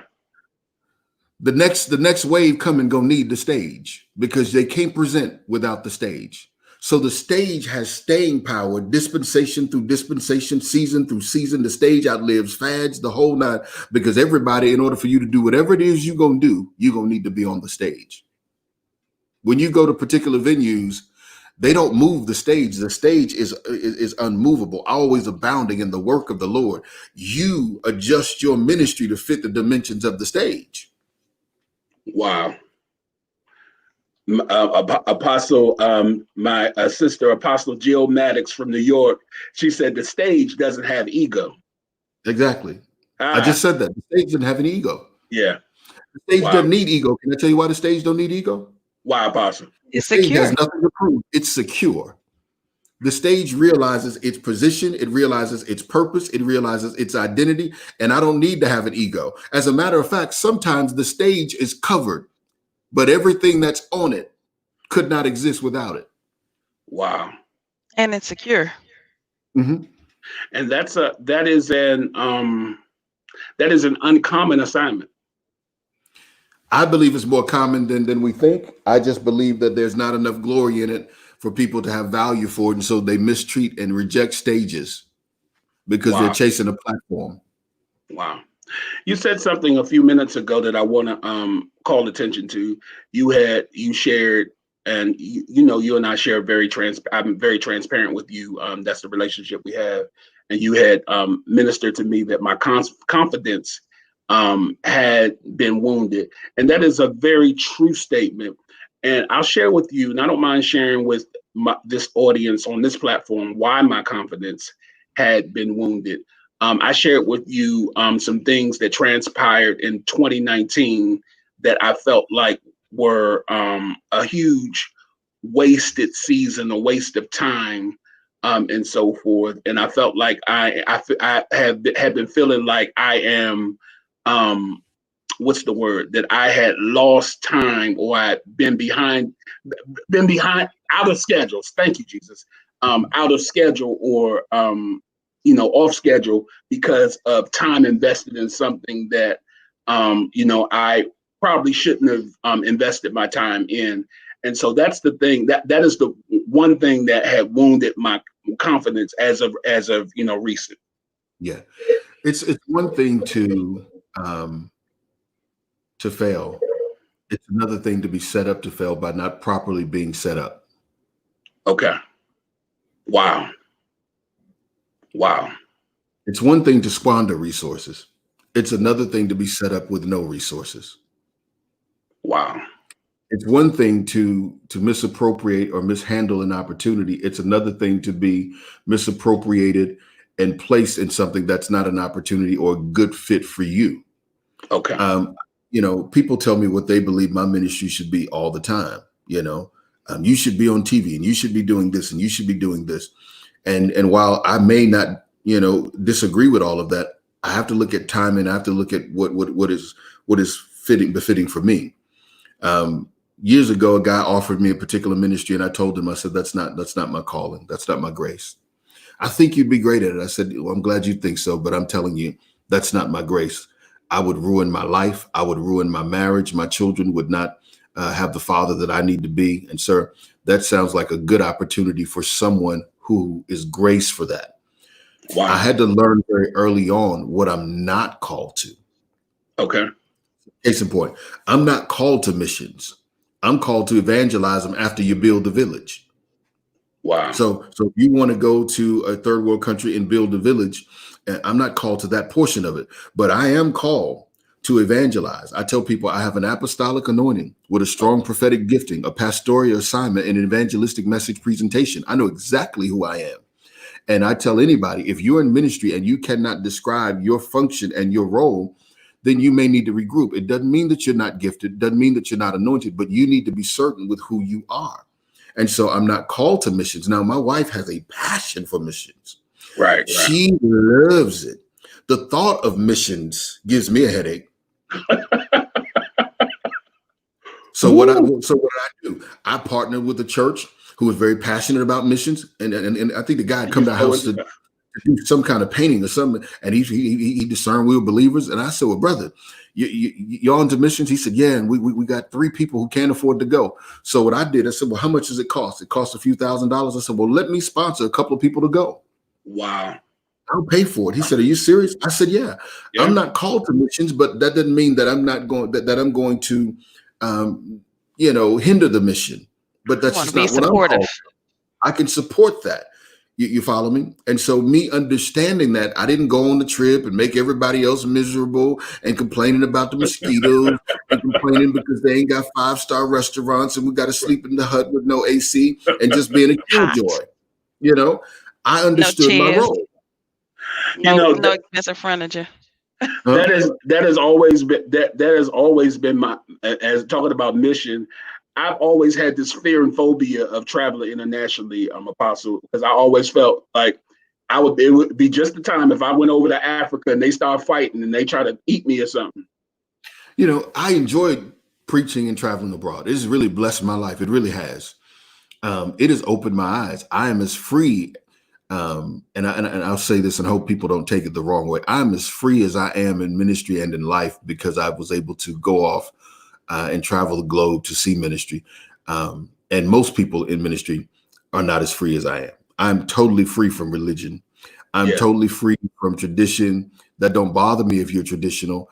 But by the same token, I don't feel compelled to cater to your tradition. I'm okay being who God called me to be. I realize God called me. He wanted to use my personality. He wanted to use who he created me to be. He wanted to change my motive. He wanted to refine, my presentation, and he wanted to ensure that I had his heart. But I don't believe that God wanted to change every character trait he gave me so I could become like somebody else. Absolutely. And I might need to correct myself right here because look, maybe I am already international. One of my colleagues in ministry, Apostle Yvette Resto, I allowed her to take some of my leadership boot camp material to Africa with her, and she taught some classes in Africa, and she did it on live streams. I was able to see her do that. So look, the fruit of my ministry is international. Absolutely. So Facebook was your passport. Absolutely. There are people who log to the Remnant Prayer Movement in the morning from Kenya. Right. I never met the brother, but he come on, and I never met him, but there are people who come on from all over the globe, and I think this is the beauty, like you said earlier, of the pandemic. It is really exposing those who are called, because the Lord spoke to me during the pandemic. He said one thing that he was doing was he was purifying the platform. Absolutely. And I've told people that there's some ministries that are not going to make it. There's some voices, they're silent now and they're going to be silent forever.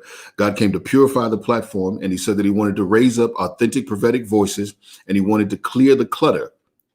And so this has given a platform to those people who are genuinely and authentically called, because here's the thing. Now, I have preached, man, every single day. I preached, prayed, prophesied somewhere every single day since the second week in March. Wow. If you were on the road and you had to have, an entourage, and you had to have a certain amount of money, right now is not looking too good for you. No, it's not. It's not. Ain't nobody checking for you and reading your rider and trying to figure out what hotel they're going to put you in. No one's checking for you right now. No. Now, here's the thing. Just because no one's checking for you, if you were ever an authentic voice and you had a message for God, we should still be hearing it. We still should be hearing it. We still should be hearing it. Absolutely. We should still be hearing your voice. Even though you're not getting it should still be making an impact. Exactly. And it should be about the kingdom and not just about your itinerary. And Pastor Ray, even as you were talking about your exposure and your travel, I wholeheartedly believe that experience and exposure will change your perspective. And too often, many leaders don't have the necessary exposure. I mean, that's why their perspective and their paradigms are so small. Even exposure to things of God, to the things in the spirit, their perspective and their exposure is too limited. And if they're not careful, many of them will find themselves just like Matthew 7:21. My husband laughs at me when I bring it up, but it's not talking about the people that, haven't tapped into their gifts. It's talking about the people who have identified their gifts, but still don't know God. They haven't been exposed to God. So they effectively prophesied and they effectively preached, and they did it in God's name. And he still says, "Depart from me, I never knew you." I agree with you. That's so profound. I have a mantra that I use and I teach my leadership, and I use it in my personal life. And you blew me away when you said it, but I've been saying this since I was 17 years old. A guy taught it to me. He says, "Don't limit yourself." And then he says to me, expand your expectations.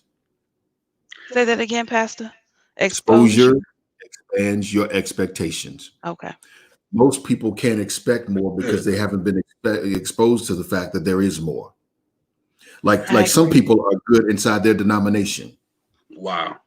They're good inside they are the king in their denomination. They know the protocol, they know the shout, they know the hoop. Take them outside their denomination and they're a fish out of water. My. Many of them won't even go outside the denomination because they don't expect to be received. They don't know what to do, and it's because they've had a very limited exposure, and they have learned how to build a fort in a can. Wow. That is huge. I'm open to what the Lord wants to do with me and through me, Apostle. And you're right. You hit it. Look, you hit the nail right on the head. My confidence is what has held me back. And so I'm grateful that the Lord used you to minister that to me and to encourage me with that. And so I'm grateful for you.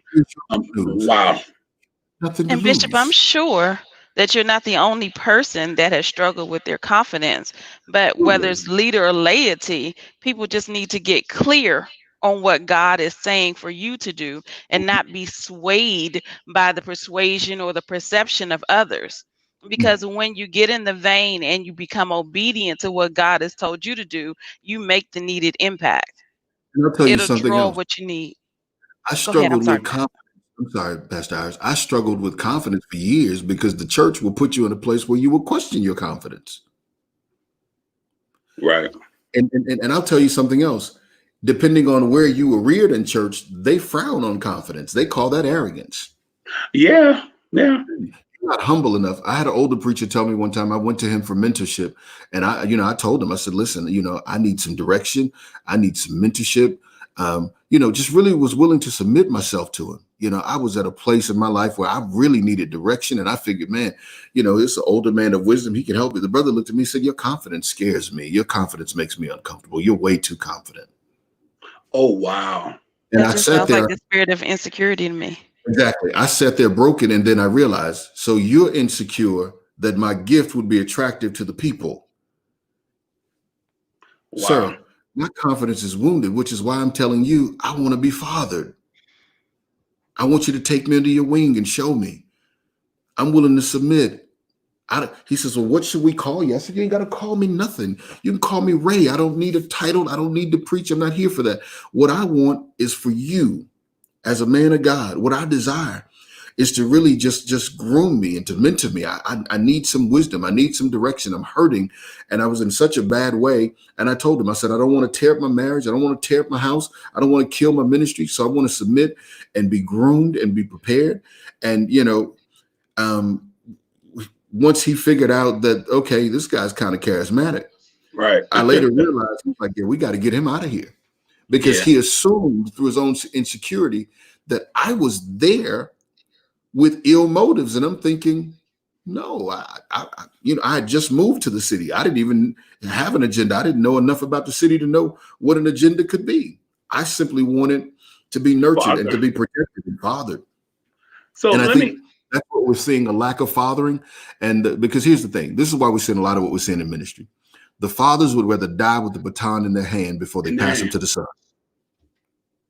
Wow, that's so true. And Apostle, we've talked about this in depth about fathering, and both of our experience as it relates to spiritual fathers and some experiences that we have had with regard to that is such a huge subject. What would you say to encourage another pastor that is in a season in their life where they have been wounded by ministry, wounded by a spiritual parent, be it a spiritual mother or a spiritual father? What would you say to them as it relates to next steps to secure whatever relationships they need to move to the next level of ministry? The first thing I'll say is this, is you can make it without a father. Find a mentor. And if you can't find a model. Okay. You can make it without a father. Okay. And now let me bring some context to that, because people will hear that, and I could hear the my inbox would be blowing up. Yeah. You can. I'm not suggesting that you should. I'm saying you can. Okay. And so let's first deal with the first part of the question, and that is the hurt. You have to heal from the hurt so that you don't spill over on your assignment. And you have to heal from the hurt because you owe it to yourself first to lead from a whole place, as whole as you possibly can. And you have to heal so that you don't wind up becoming bitter and apprehensive of help. Because when you've been wounded and help shows up, you will question help's motive, and you will begin to attack who's not a threat. Wow. And so the first thing you want to do is heal. See, when people have harmed you and hurt you, you have to heal and forgive them so that you don't allow them to continue to hurt you for the next season of your life. Because God could send you help, but when you have been wounded, you will always be apprehensive and you will be shell shocked. So you got to heal so that I can get to a place where I could function in my gift with confidence without allowing you to mute me. See, you not fathering me doesn't mean that I'm not valid. And you not fathering me doesn't mean that I'm not empowered. And you not fathering me doesn't mean that I'm not going to be presented with opportunities. Let's look at how many of us grew up. Well, I grew up without a father. I grew up in orphanage, an orphan, abandoned. I grew up without a father. I know my mother, but I didn't grow up with her. She didn't raise me. You follow me? So I grew up without a father. But when I listen to my son, he says that I'm an amazing father. He says, he told me one day, Dad, they just touched me. I was driving down the street and I was trying not to cry. And, he said, "You're a good dad. You're a great father. What are you talking about? You're a great dad. We know you love us. You're present." And he went on for about 5 minutes. And I'm saying to myself, I ain't gonna cry, because the G in me wouldn't let me cry. Right. And I thought to myself, I didn't have a father, but I did have some mentors. Right. I did have some models, guys that I looked at and said, you know what? If I could have had a father, it would be nice if he did that.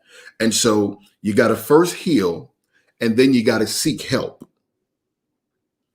That's one of the key components. You have to be whole enough to say, I can't do this by myself. So, you might not have father, but get you some strong brothers. Absolutely. I'm surrounded by them. Some strong brothers. And not only this, now in the kingdom, I'll say this, because this needs to be said. The person who fathers you may be younger than you. Wow. Because what you're looking for is an impartation, and that is a spiritual gifting, Right. not necessarily a natural one. One of the biggest honors I had one time is, I can say his name, he wouldn't mind, Bishop Abdul Rashid was old enough to be my grandfather. And I was teaching MTI at my church. And one Friday night, he came and signed up for the class. And I thought, oh, no, Bishop, no. No, Bishop, no. And he sat there, he said, young man, I have no problem submitting to you. I believe God has something on your life.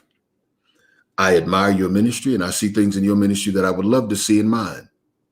I trust your grace and I trust your character. He said, so you can forget it. I'm not leaving this class. I said, Bishop, Wow. I can't put myself on the same level with you, Bishop, and I can't see myself taking authority over you. He said, you don't have to take authority. I'm submitting. Wow. And so, the dynamics of fathering may be found in someone who may not necessarily be 25, 30 years older than you. And I'm going to say this. It's going to offend some people, but I'm going to say it. Don't be mad if a joker who tried to father you spiritually was no good at it when he couldn't father his own natural children. Oh, my. You can't father me and be behind on your child support. Apostle. Lord. Order and priority. No, you can't father me. And you can't father me and birth me out and father me spiritually when you walk away from your own flesh and blood and don't want no accountability. See, wow. we have to look for fathers who are fathers and not necessarily ministries we'd like to duplicate. Okay. He got a big ministry. I want him to father me. But what if he's not a fatherer? Yeah. We have to stop. Celebrity shopping. There you go. How you got and assess the capacity of who you got a father in the faith you can't call. Right. And assess, like we're saying, assess the capacity. And I want to quote Bishop Avery Kinney on this, that we do need to focus on people's stage and not just their age, the stage of where they are in God. That's good. That's really, really good. Wow. That's really good. If someone's going to father me, it's because I see a place in God that they're broken that I know I've not yet obtained. It's not about, I want my ministry to look like theirs. Right. When I look for a father, you know what I look for? Honestly, I look for the power factor, because I know power is connected to intimacy, and power is connected to deep, and power is connected to relationship. And I need you to show me how to get to that place in God. I need you to show me how to have a prayer life that broken. I need you to show me some tangible principles, some natural principles, some spiritual principles, and I need you to hold me to some radical accountability. And I need you to go ahead. And I need you to allow me to be me and not try to make me a mini me. Wow. And we also need to shatter some of these paradigms of where and how we receive our impartations and our lessons. I don't care if the lesson is coming from a 5-year-old who's teaching you the authenticity of faith and being able to fall back into trust because you've been in so many dysfunctional situations that you've lost that ability, you've lost that innocence. We just need to be able to glean and garner the lessons when they come and seize the opportunities. And Pastor Ray, even as you were talking earlier about your experience with someone who you wanted to father you, we also need to recognize when we are finding mentors or however the relationship is set to be, when they begin to indicate, that same spirit of intimidation or insecurity, that we're not swayed, by their misperception or their fear, because Mhm. sometimes what they see in us is more than what we've seen in us. And it's possible that he just saw the greatness in you and that just instantly intimidated him. And Mhm. because of the broken state that you were in, you couldn't really focus on it, but it was emulated. It was too obvious for him to ignore. And by Well, seeing that, wondered, how can I, how can I equip? How can I impact? How can I do something to help this young man who's so great? I think that was a part of it. The thing that's relevant to that circumstance is I was still willing to walk it out. He rejected me. Wow. I was willing to walk it out because I knew what I needed, and I was humble enough. I was humble enough to say, "Sit your butt down." See, I'm gonna tell you something. If you want to be fathered, then, oh Jesus, can I say that like oh Yes, you can God? say it. You can say it. You can say it. If you want to be fathered, now let's just call this thing what it is. Me fathering you is not me giving you an opportunity to preach and exposing you to my connections. Me fathering you, I got to be able to tell you, shut up, sit down, you're not ready. You follow me? Like I'm very careful who I father in the ministry. I have a protocol. People call me and say, "The Lord told me that you're my father." You know what I tell them? Good. God said that. Go pray about it for 30 days. Call me back if you feel the same way in 30 days, and we'll talk about it. I can't tell you how many people felt rejected and didn't call back. Yeah, I But can my only imagine. son is in the faith. You don't get to tell me no because I'm your father. My son, he's part of our production team. He's on the other side of the camera there. He don't get to tell me no. That's my son. My son doesn't tell me no. But by the same token, I never put him in harm's way. I never humiliate him. I never exploit him. But now you're my son. You don't get to pull rank and tell me no. You go where I go. When I move, you move. That's my son. You follow me? Most guys, they don't want to be fathered. They want to steal your fruitfulness. Yeah, you're absolutely right. And I just believe that a father, when you call me your parent, and me and Apostle Jimerson talk about this all the time, that means I can speak to I can speak to the private areas of your life. I get to speak to every area of your life. There's nothing that's off limits. Come on here. I tell people in my church, now in my church, some of my leadership, they call me Padre, and I said, now I'm gonna tell you something. Who I pastor and who I father, two different things. You Wow. follow me? Now, to father you, I take that very seriously, and I want you to know that you're opening up your entire life, because in order for me to father you, I'm gonna have to open up my whole heart and Right. portions of my life that I would guard from a stranger. Wow. You get it? When my Right. sons and daughter in the ministry call me, it's 2:00 in the morning. I'm on the road. Mm-hmm. You follow me? Right. I'm on the road because I'm here to father, but I'm here to father, and I can touch every area of your life. The people that I pastor, I call them the next morning at a decent hour Right. because that's the role that they've assigned in my life. And I don't take liberties where they've not been afforded me. But if you say that I'm your father, I'm going to address your misbehaving one-on-one. I'm going to address that you might be a little loose than you should be. I'm going to address that you may be your own worst enemy. And I'm going to speak to the greatness in you. I'm going to pour into you. I'm going to impart to you, but make no mistake about it. I'm also going to correct you with Absolutely. wisdom, with love. And not only that, I will say this. I'll say this and I mean it. I mean it. And I don't care I don't care how people take it. I will fight for my sons and daughters. I will fight you personally. I don't care what their brokenness in. It's my job to cover them, and I will fight for them to have a standing chance. Absolutely. And I will fight them so that they can have a standing chance. But I will fight for them. And I got some sons that are listening. They'll tell you he ain't lying. He'll go to bat for you. He'll fight for you because Absolutely. that's what fathering is. It is. And I will say this. Sometimes in the spiritual parenting, you'll have a spiritual father. That doesn't necessarily mean that their spouse is your spiritual mother. Ooh. Yeah, I'm gonna leave that alone. I'm gonna let you touch that, but you own something right there. Well, it's true. It is true. It is true. It's very true. Here's the thing, and I have one regret in ministry, Bishop, and I don't think I've ever told anybody this. I have one regret. Okay. One regret in ministry. There was a bishop, an older gentleman that I met, and I knew it was supernatural. Our relationship was fine until his wife got involved. Was she messy? I don't know if he's listening now, and I pray he is, because I to this day I'm still trying to figure out how to make that right. Okay. But Bishop Martin was supposed to be in my life. Okay. And his wife just made that very difficult. And he told me, he says, I get it. He didn't want to speak ill of his wife. He said, but you just have to be patient and have some introspective. And his wife got involved and soiled the entire relationship. Wow. One, she was very controlling. So she wanted to control his narrative, and anyone who came around him, she wanted to control that narrative. Okay. Two, she didn't properly cover him as a wife. So the byproduct of that was the jealousy of anyone who came to sit at his feet. She felt robbed.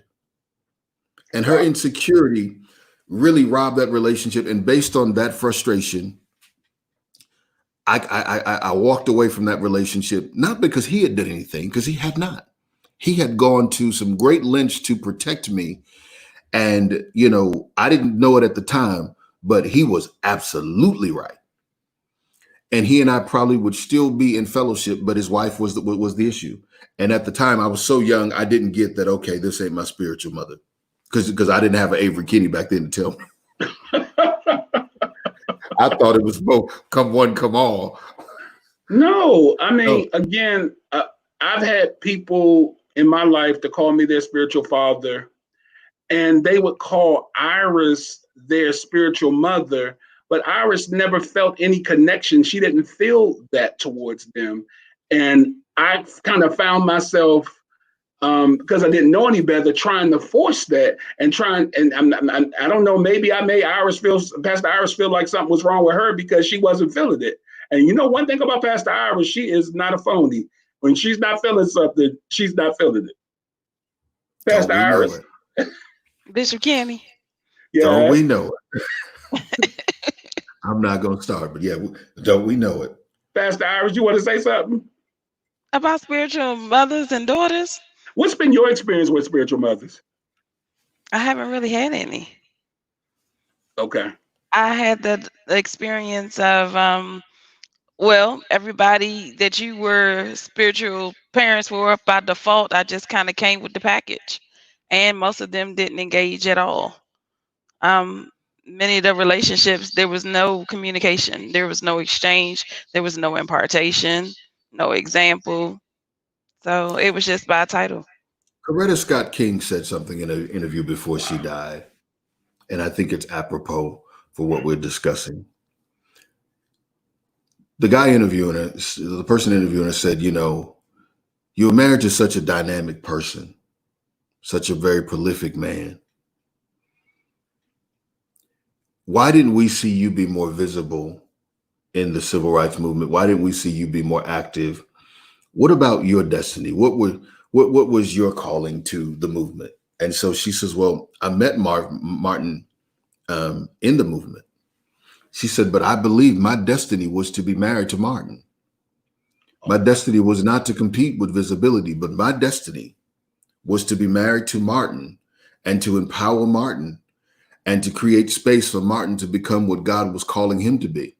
And oftentimes, when you're married to such a dynamic gift, the burden of that alone is so time consuming and so heavy that it gets to a point where, your wife is assigned to you.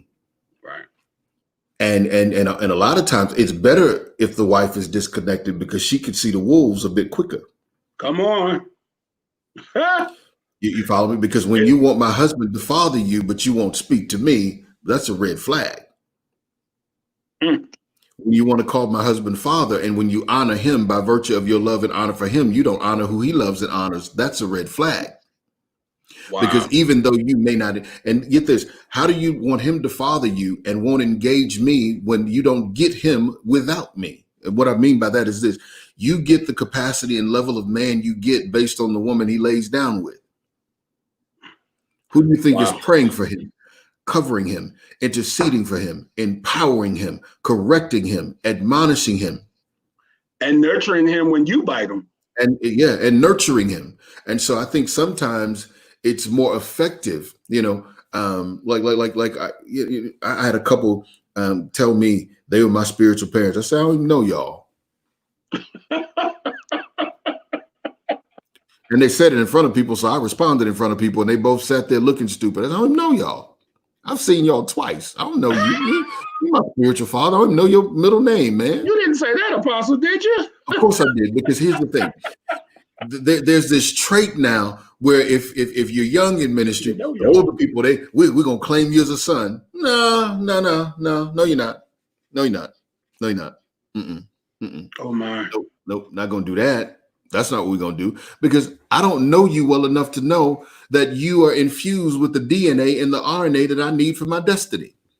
Wow. You might not be my blood type. You might not be my type at all.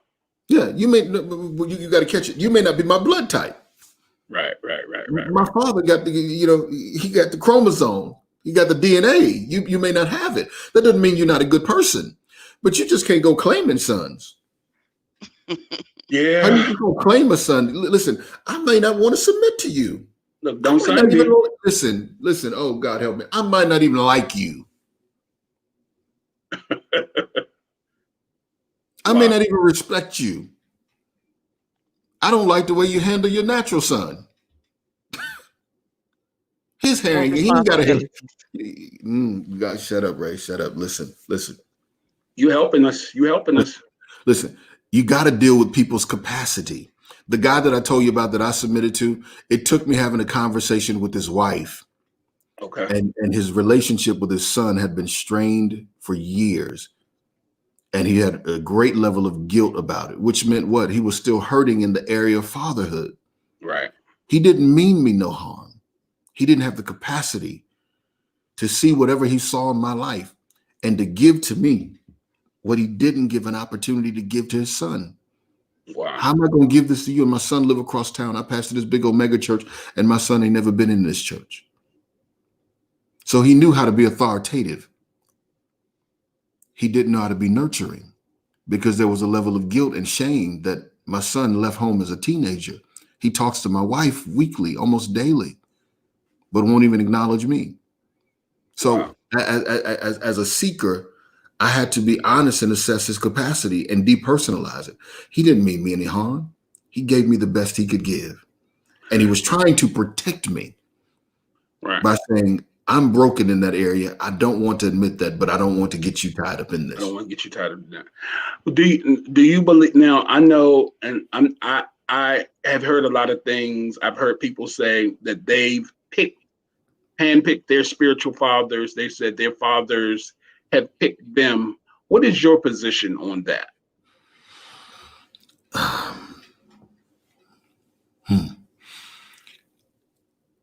Did you get to pick your father? Not the one not my biological father. Yeah. Did you get to pick the testicles you were assigned to?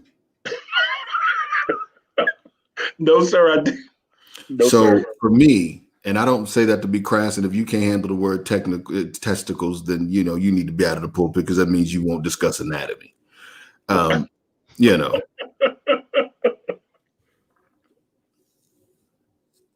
I believe fathers and sons are assigned, and I think they come into alignment supernaturally, and God will confirm it. Right. Part of your problem could be you keep picking your fathers. Yeah, and you're a bad picker. Yeah, you're a bad picker. You can barely pick the color socks you're gonna wear with your suit. Oh my. I can legitimately say that each person that I father, and again, I'm very careful about doing it because I understand what comes with it. I probably wouldn't have picked them. Yeah, I would say the same thing. In the comments section, Apostle Mark Richardson says most individuals grab parents based on their needs and desires, not DNA, unfortunately. Absolutely. I believe he's correct. Absolutely. Yeah. Yeah. And that's quite unfortunate, but I think that's perversion. I'm going to pick my daddy. Wow. Okay. So, wow. you know, that leads to another cancer. If when that daddy make you mad, since you think picking a daddy is okay, you just pick another daddy. Yeah. I need a deeper revelation. So now this relationship has expired. No, sonship doesn't expire. You just opened up a can of worms. All right. We're going to talk about that, Pastor Ray. Unpack that for me. Okay, here's the thing. Sonship does not expire. My son does not get to wake up one day and says, I'm no longer Ray Williams' son. Now, we can get to an impasse in our relationship where communication breaks down, where there may be an offense that we need to get beyond. But let me tell you something. Justin Williams is my son. That's my son. You cut me open, a picture of him gonna fall out. Right. I never knew I could love another man like I love him. I never knew patience until I had to be patient with him. I never knew frustration until he could frustrate me to the day. You follow me? But that's my son. That relationship does not expire. It evolves. Right. So I don't get to choose a new son. No. I don't get to choose it. When life is tough for him, I'm his father. I stand with him. I guide him. I mentor him. I pray for him. I provide for him. You follow me? When he does well, I applaud him. When he doesn't do well, I correct him. But I don't get the right to abandon him because I don't like the season his life is currently in. Right. I don't get the right to walk away and say, well, you know, you need to find someone else to father you. No. Sonship does not expire. No, it doesn't. It develops. And you can't call me son in one decade and then not want to speak to me the next decade because you got a new daddy. Wow. I think that relationship is one that requires a level of commitment that we often take very loosely. And we have to be more adamant in our commitment, which is why I don't take sonship very easily. When the people will call me their father in the faith, they'll tell you when I call him father is because I spend time with him. Absolutely. I talk. You know, my sons, my daughters in the faith, man, it's not unusual for them to talk to me 3-4 hours on the phone. My sons, my daughters, depending on how busy my season is, it's not uncommon for them to speak to me daily. Me just check on them daily. Right. Because if you're going to father someone, they shouldn't have to call your secretary. Exactly. They shouldn't. They really shouldn't have to. So-and-so is my father, but I got to call him and he'll call me back in about 2 or 3 days. Well, you know, I know people will throw rocks at me. That may not be the father, but he got too many members. Okay, I get that. But there's too many kids. Or too many kids. Yeah. And so I just think that relationship has to be strategic. I think we have to allow God to cultivate it. We first have to know who we're fathering. So being fathered has a lot to do with how well you're willing to be known. So if I'm your father, I need to know if you still watch porn. Yeah. I'm your father, I need to know if you got a girlfriend on the side. Yeah. If I'm your father, I need to know if you're screwing your secretary. And I need to be able to ask you those questions without you feeling like, you know, that's too personal. And from a fathering perspective, I have to be able to ask you those questions without judgment. Right. And ask you with the heart to say, well, listen, let's get you to a more holistic place so that you don't damage your ministry, you don't damage your life. So I have to come with a father's heart. Absolutely. And not judgment and so forth. That's so important. You know, I believe that, you know, that somebody is going to be really wealthy one day when somebody writes the book about navigating the father and son, the spiritual parenting relationships and so forth. I believe somebody's going to be really wealthy. And I'm writing a book about that as we speak. I've been working on it for 3 years. And that word is for you. Look, we need to learn how to navigate this because I've had some very unfortunate experiences that have left a really bad taste in my mouth, if I'm being honest, and so forth. And I'm not just talking about spiritual fathers, but spiritual mothers too, and the person that the spiritual father is married to, and so forth. That kind of my experience was similar to yours. A relationship being hindered because the spouse is messy. So people in ministry, look, you're going to share what you unfortunately, sometimes, the spiritual parents, they share, what a son or daughter has told them and so forth. And, they share with their spouse. And I just don't believe that, I don't share with Pastor Iris everything a son or daughter shares with me. Absolutely. I just don't think that's a very good practice. Especially if you're married, and not saying it's Pastor Iris, but especially if you're married to someone who has messy tendencies and, will go on social media and throw off about what, their spouse told them about somebody else. See, I believe sonship should also follow HIPAA regulations. Come on. We need to come up with an acronym for HIPAA. Not the medical HIPAA, but the spiritual HIPAA. I follow the HIPAA protocol. And let me just say this for every pastor, a brother in the faith, sister in the faith, ain't nothing like a loose mouth pastor. Oh my. What people say to you should be able to stay with you. Exactly. People shouldn't have to come to church and have you preach their counseling session. And people shouldn't have to come to church and wonder how many people you've told their business. Right. There's You're absolutely right. There's something to be said about your maturity and your integrity when everybody in the church don't know everybody's business because you kept running your mouth. Right. You follow me? I follow you. There's certain conversations that I have with people and I just tell them, it's going to stay here. Let's just leave it alone. No one else needs to know about it. Yeah. Well, do I need to be sat down? I just said no one else needs to know about it. Let's figure out a way to navigate getting you to a whole place, getting you to a healthy place, not a sneaky place, but I don't need you to be accosted by people who will take this and bury you with it. If you can't go to your pastor and have it stay there, then who can you go to? Absolutely. Absolutely.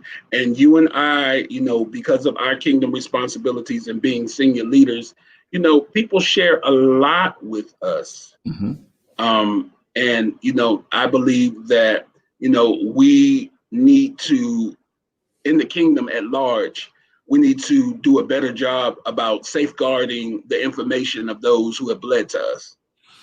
Yeah. I think you have to understand the dynamic between the shepherd and the sheep. Right. The shepherd keeps the sheep safe. Right. It ought to be safe for me to come to you and to share with you and to confide in you, and you be my shepherd.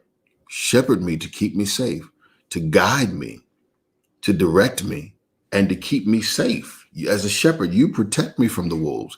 Well, you Absolutely. Can't protect me from the wolf when you're the wolf. Absolutely. And I'm gonna say this. Sometimes it's not the maybe I shouldn't say this, but I'm gonna say it anyway. Sometimes it's not the spouse that's messy. Sometimes it's other people that live in the house of the spiritual father that's messy, that hears conversations that they really shouldn't be privy to, and they share those conversations. I agree. I agree that is extremely unfortunate that sometimes, and this is why you have to be very careful choosing armor bearers and the such. Yeah. Because they need to know that I am bound to confidentiality. So anything that you may hear or say, you are bound to confidentiality. And I need you to know that. I need you to know that when what you hear here stays here. Absolutely. And if you can't handle what you hear, let's get you redirected. Yeah, let's transfer you to other responsibilities. Yeah. Let's reassign you, because I'm okay if you can't handle it. That's okay. And I think we need to have that conversation in the very early stage of relationships. Now, here's the thing that I think one is a barrier: when you can sign up to be a son. Like I remember back in the day, and wow, I fell for it. I did. I was young. I fell for it. Sign up to be a son. Wow. Sign up and sow at different levels. So at the $2,500 level, you were a son. or the $5,000 level, you were a son. At this level, you were this. At this level, you were that. So everybody wanted to be a son because the son came with the most privileges, but it also cost you the most money. Wow. And so you were a son. You could sign up on the website, and you were a son. You paid. You signed up on the website, filled out the information, paid the fee, and then they told you whether or not you were approved. Now, granted, they just took your $5,000. What, you think they're really not going to prove your sonship? Wow, that's a And lot. I thought to myself, I don't think I'm supposed to pay to be a son. I don't think this is right. Wow. Apostle Mitchell says spiritual pyramids. Yeah, you got multi-level fathering. Absolutely, absolutely. And that's how it is sometimes in certain organizations. If you have the most financial strength, you get the most access. Yeah, and it shouldn't be that way. One way I structure reset is I don't know what you give. That's between you and God. Now, of course, I could run a report and figure it out, but I'm real clear, and that's why we use digital giving. So no one can come and say, well, you know how much money I give? Actually, I don't. I'd have to look it up. And if I don't have a need to look it up, there's no reason for me to go into your financial account. And so we've structured our ministry in such a way where even our members' giving statements, they log in, can download them themselves. Now, granted, I can get with a dean to run a report, all that good stuff, but I'm not trying to meticulously look at who gives what, and that keeps me on an even playing field with everybody. You don't get more access to me because you give more money, because I don't know how much money you gave. You follow me? I don't know whether you give more money than the average person, because I want to make sure that everybody's treated equally. Now, when I think about sons and daughters, that's a different type of relationship. And that relationship must be developed. It must be fostered. I have to have a clear understanding of why I am to father you. And let's go even further. And I also need to have a revelation on how I'm to father you. Absolutely. Because how you father one may not necessarily be how you father the same. Though you value them the same, what one son needs, the other may not. Absolutely. How I deal with my son is not how I deal with my daughter. My daughter's a bit more gangster. My son is a bit more reserved. You follow me? My daughter sometimes can be really abrasive in her approach. Let me not say abrasive. She hear me say abrasive. Still daddy, not abrasive, but she can be a bit more persistent in her approach, if you would. A bit more confrontational. And so I deal with her differently, though I love them the same. How I parent them is different based on their need. And I think that has to be one of the catalysts, and also one of the parameters that we begin to address. If you want me to father you, am I equipped to meet that need? Because I don't practice on you. That's not fair to you. Absolutely. And let me say, not to cut you off, I don't want to pastor you. I don't want to father you because I get an offering once a year from you. I just got to throw that out. Or offering a convocation. Now, all my sons, you when dropped another bomb. No, I'm just saying, you've seen it. Can of worms, bomb. Now, convocation, I want all my sons to give me a $10,000 offering. Now, I fathered you, and if you want to be my son next year, now you got to give. So you got people going into debt to be fathered. That's right. Malfunction. You said it's an auction. That's malfunction. Oh, okay. Because I want to be a son because, I got the prestige of being connected to so-and-so, but I might not have the 10,000 this year. And I'll just be honest. Don't you say that? Boy, don't you say that? Don't you say that? I'm not going to say it. I'm listening. I'm listening. Go ahead and say it. Go ahead and say it. Oh, God, no, I can't say it. Oh, Jesus. Go ahead and say it. And if your father come too cheap, you might want to look somewhere else too. What does that mean? What does that look like? I'm trying not to unpack it. I was hoping you were saying don't. You was. If it costs me nothing to be connected to you,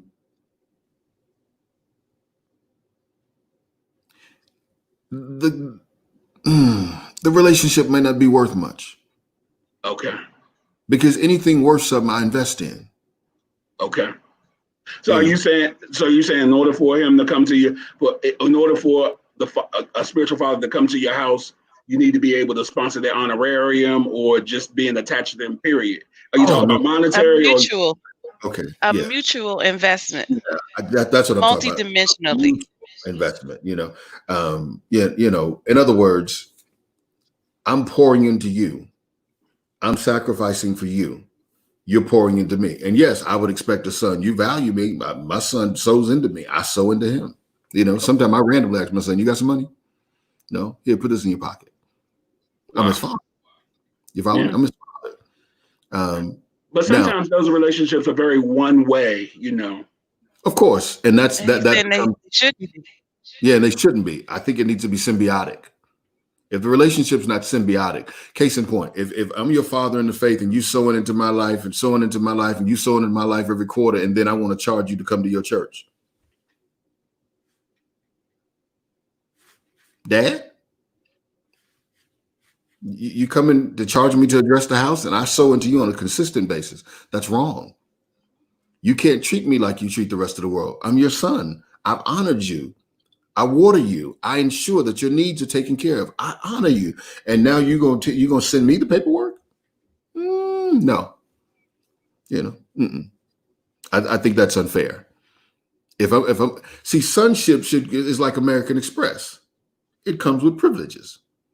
When I pull out my American Express, I know I get a certain kind of respect when I put bam. Oh, okay. Yeah. I was at the jewelry store a couple of months back, and I was looking at watches, and the watch was kind of expensive. The guy kind of looking, so I just slid my American Express on the counter. He just started opening up the counter. Which one you want to look at, Mr. Williams? See, it garnered a different response. Sonship should garner a different response.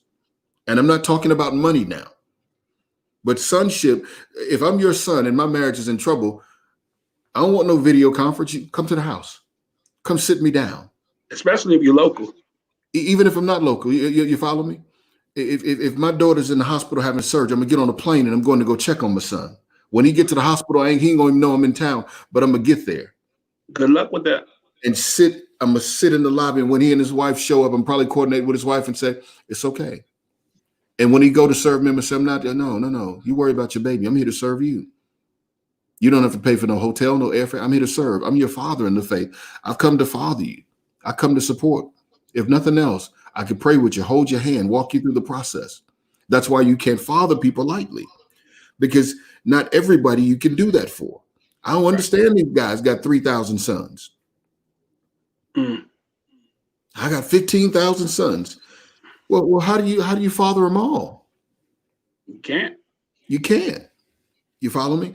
And so I think, that relationship has to be symbiotic. And like Pastor Ira says, it has to go both ways. It has to be a mutual commitment. And that's important. One thing I want to ask is can you father a daughter that's a woman and she's single? You asking me or Pastor Iris? I'm just throwing it out there. Cause see, He's asking you, Bishop Kinney. Pastor Iris, have you been successful? Well, not a single woman. No. Well, I was even as a married woman. I told you it's the same as with the mother. I got whatever you got. Well, that's not fair, because what if what feeds I him? understand. Well, hold on. It didn't feed me. I didn't get a plate. Oh, okay. But you can finish if you like, Pastor Ray. No, I mean, hey, I think you answered it. What if what feeds him doesn't feed you? It didn't. You deserve to have a plate that's gonna nourish you. I barely got to the table. Oh wow. Well, I'm sorry to hear that. I'm gonna leave that alone. I'm not gonna touch that. I'll let Bishop respond to that. But I'll just throw it out there. And I think it's possible. I think it depends on the relationship. And the reason I threw that out there is because I know we got some really churchy and religious people on, and they no, you can't do that. Yes, you can. Yes, you can. Yes, you can. Yes, you can. You just can't be a molester. Yeah, and a rapist and rape the people of money every time you come to their church. Apostle Mitchell said many people that are parenting don't understand what parenting is really all about. It's become a business. That's true. She's right, because how can you truly parent if you don't even know your kids? And see, that's the thing. The only thing you know is their name. I said earlier, parenting is about how well you want to be known. Yeah. See, my church members don't hang out at my house, but my sons and daughters in the gospel could. Right. It's and Pastor Iris brought up a great That's point. Gonna come back to bite me. I felt that right now. Well, wait a minute. Why I ain't never been over there? It's all right. We got you. Pastor Iris brought up a great point. How can you parent somebody and you don't know who they are, meaning their identity, what their gifts are. You've been in their life long enough, you've been around them long enough to know what their giftings are, but you don't know who's Because it's not a priority. It's not a priority to observe. It's not a priority to invest. Investment in time is a real thing. Let me tell you something. My sons and daughters, I take them, if they're local, I take them out to dinner often. I call them up, hey, what you doing? Let's go to lunch. Let me treat you to lunch. right. Yeah. And I don't make them pay. They'll tell you. My sons and daughters tell you. We don't. Sometimes we beg him to pay. He pays, because here's the thing. I want to know that you're doing okay. I want to know that I'm serving you adequately. I want to know that your needs being met. And so, hey, let's go have lunch. Let's go have dinner. Sometimes Melita's there, more so than not. More so than not, she's not. But I'm there. You follow me? I'm there because if I'm fathering people, I want the best for them, even if it doesn't directly benefit me. See, some people father you because you're an asset to their church. And when they don't want to lose you, they say, well, that's my daughter, that's my son. But what happens when their life and their gifting takes them to a place beyond where you are? Can you still love them deeply enough, sincerely enough, authentically enough to foster their growth, even if they outgrow you? Not as a father. Wow. But just where you happen to be. What if they outgrow your level of success and you have no frame of reference for that? Are you committed enough to their growth and their success to allow them to flex their wings and fly, and you still say, that's my boy, and you still say, hey, listen, XYZ, you get it?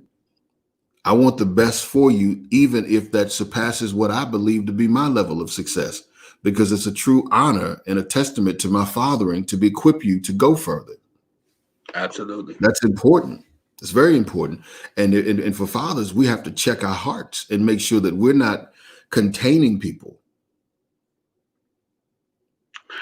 What do you say to a person or a pastor, Apostle Ray, or a leader that prefers having a spiritual mother over a spiritual father? What would you say would be, if you had to assess that? Would you say that they were a person that had a problem with men in authority, or they had daddy wounds? What would you say that is? I think to be more balanced in my answer, you'd have to evaluate everyone on a case by case basis. Okay. Just because I need a mother don't necessarily mean I got mommy issues. It could mean that I need a woman's touch because I've been wounded in that area. It could mean that I have some mommy issues, but it also could mean that there's a certain birthing that I need that requires a woman's touch. It doesn't mean that I'm anti-man. It may not mean that I don't have an issue submitting to man. I've seen that in my own ministry, based on my life and what I needed. I've had great men of God who offered to father me. Oh, you know, we'll father you. I've struggled to find a spiritual mother because I realized that one of the deficits in my natural life is the mothering relationship that has been totally absent for the most part in my life. Even, my foster mother, my foster father now, took up a lot of time and really poured into me. And of course, his wife was always good to me. I still honor her. She never mistreated me or anything, but she was not as engaging, not as hands-on. And so that part of my natural life, I didn't get met. You follow me? And so there are certain parts of me that still have issues, and I deal with mother wounds. And so I've not been able to find a spiritual mother to feel that, mostly because when I get around them, they're so enamored by the gift. They think I am where I'm not. They assume that I'm more equipped than I am in that regard. And right. So I think you have to evaluate that on a case by case basis. I don't think there's a one size fits all. Now, there's some people who, yes, brothers, I ain't letting another man tell me what to do. I had a brother say, I ain't calling another man daddy, you crazy? And I thought to myself, sir, however you figure that out in your mind. It was clear to me that, in his mind, to call another man daddy would be weak. Wow. Okay. My daddy ain't raised me, so I ain't finna call no other man daddy. And I'm thinking, okay, he and his bishop had gotten into it, and it was a big fiasco. And I just told him, maybe you need to address the wound that you have with the rejection of your father, and you could be overreacting when this brother is simply trying to mentor you, and he sees that you have some father wounds, and he wants to invest in that area, but the wound is so fresh and it's still leaking to where at the touch it's painful. Wow. Wow. Wow. So I So think case by case basis, essentially. wow. Wow. That kind of I had another question, a little change in direction of with this question, and I want to pose this to Pastor Iris.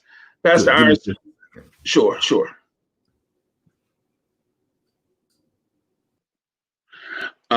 So, Pastor Iris, I wanted to ask you a question with regard to, and we pastored the church together when when we were in the Maryland D.C. area.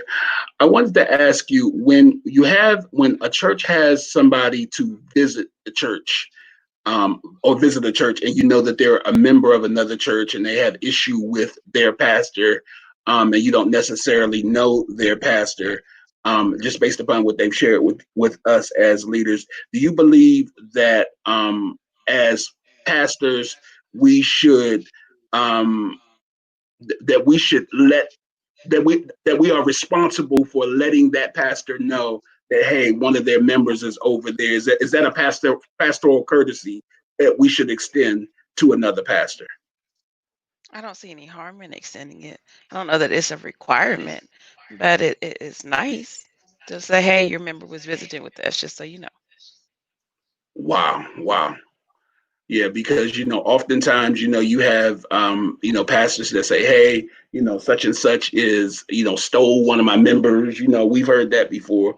We've even been accused of it before, when people have left churches and have come to visit with us on a regular basis and so forth, and we not necessarily knowing the pastor, and then all of a sudden we get a call or a text message or inbox message saying, I heard such and such is over with you, and then they share all this negative information or whatever their take is about that person. And so I believe that my position is that if you have relationship with their pastor, then yes, you should extend that courtesy to them, just based upon the relationship.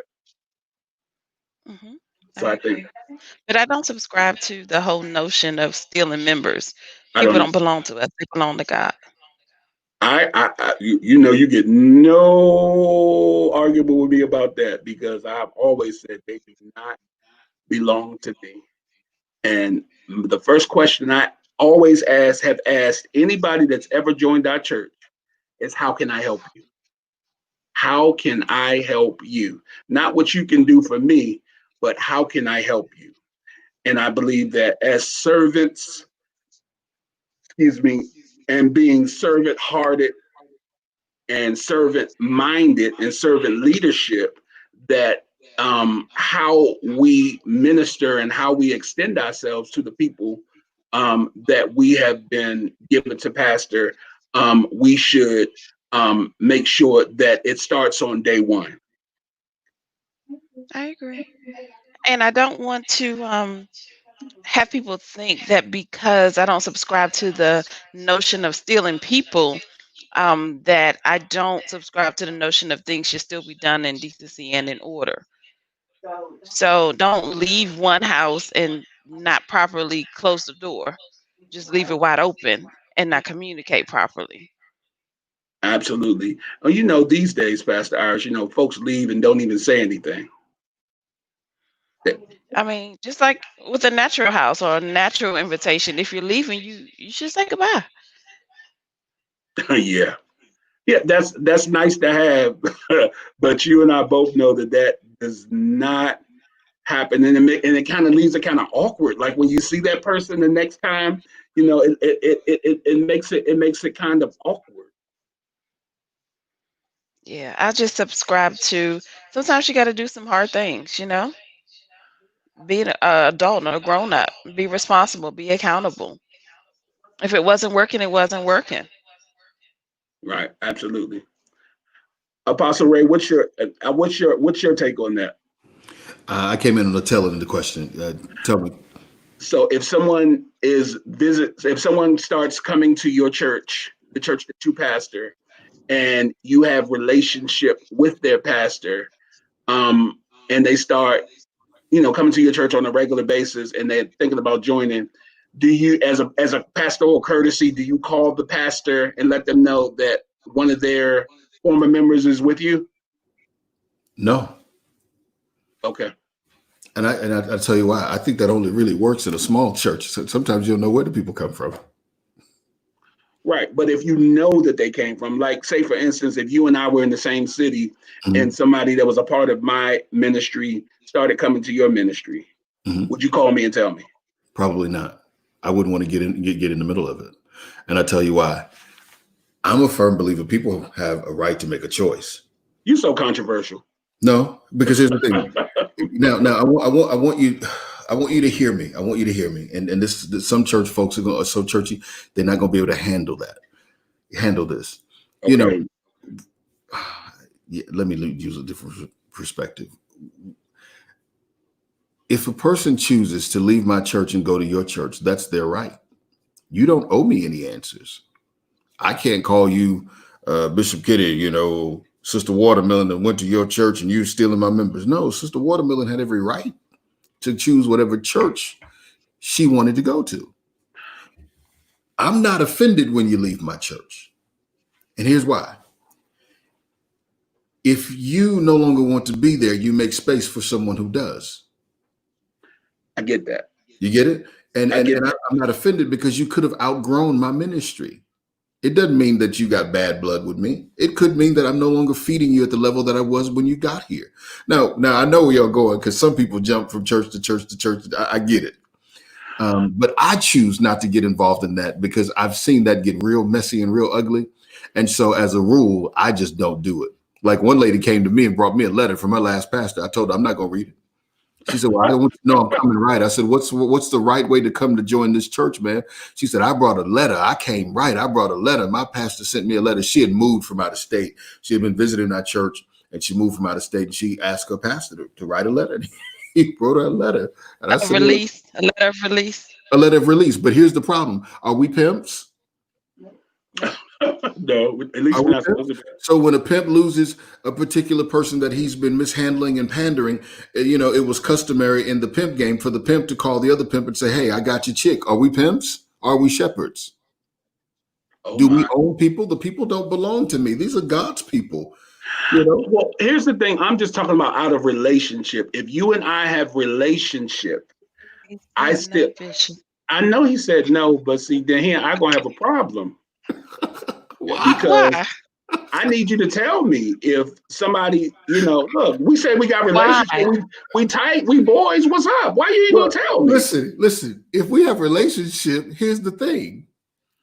Our relationship is not predicated on that member. It's not predicated on the member, but sharing information, comparing notes. Hello? See, I'm glad you said it. I don't want to compare notes. Okay. See, and I'll tell you why. Her experience at your church may not be the same experience I have with him.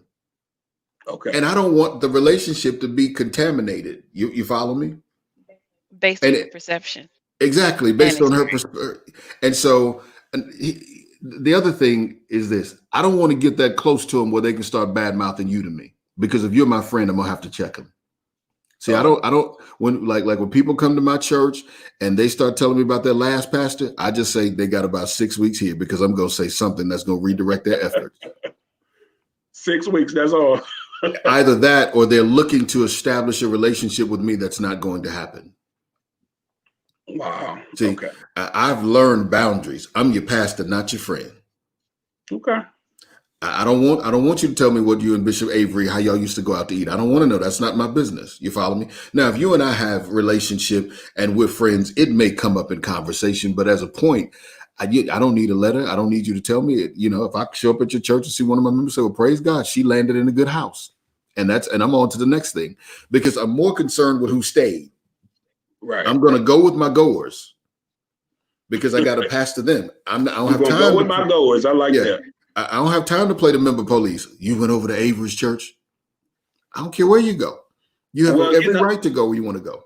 Well, that's some, and somebody gonna get mad at me for saying it, but that's some 90% of job that some pastors have created for themselves, being the pastoral police, policing social media, policing, this and that, and doing things that don't have nothing to do with soul care.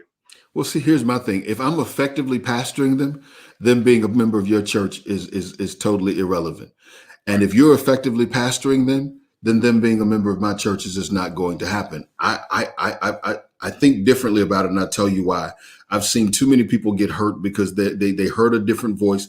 That voice resonated with them. They did appreciate the pastor they were at. They did appreciate the church, and they felt like they needed to stay beyond where they wanted to be.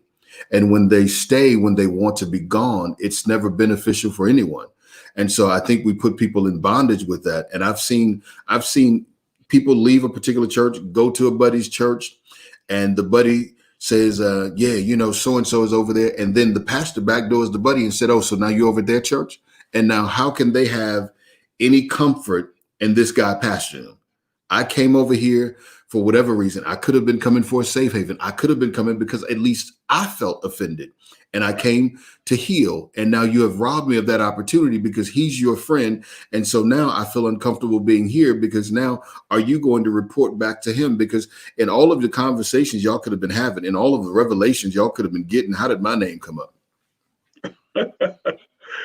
They were comparing notes, like Bishop Kinney said. So I know some preachers listening to this, they were like, "Well, I wouldn't be his friend." Good, because I don't want you as a friend. If that's you, if that's one of your prerequisites, I don't want to be your friend. Because I listen. I have members of my church who go to several churches. Oh wow! You follow me? There are people who are members of my church, and they go to several churches. They'll go to a meeting over here and they'll go to a meeting over there. And they're in my church every Thursday and every Sunday. But it's not the only church they go to. I think when we get beyond trying to warehouse and own God's people, we'll be better for it. I don't have a right to tell people what church they can go to. My job is to feed my sheep, cover my sheep. And if I'm doing a good job, my sheep will keep eating from my pasture. Absolutely. I agree with that. I have been privy to conversation from a pastor up north, in up north. And so you try to clean up the up north. Up north, way up north. They had been noticing that a friend of theirs, one of their leaders, had been frequenting their live, and they struggle with,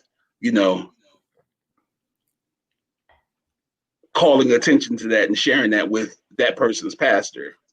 And so that's what prompted the question that I gave. The key becomes this. When my members come to the Prophet's Porch, I ain't bothered. You don't need to tell me you're going to listen to Bishop Kinney. If I trust him and I let him preach to my church, he's a trusted voice. That means I believe to some degree he can feed you.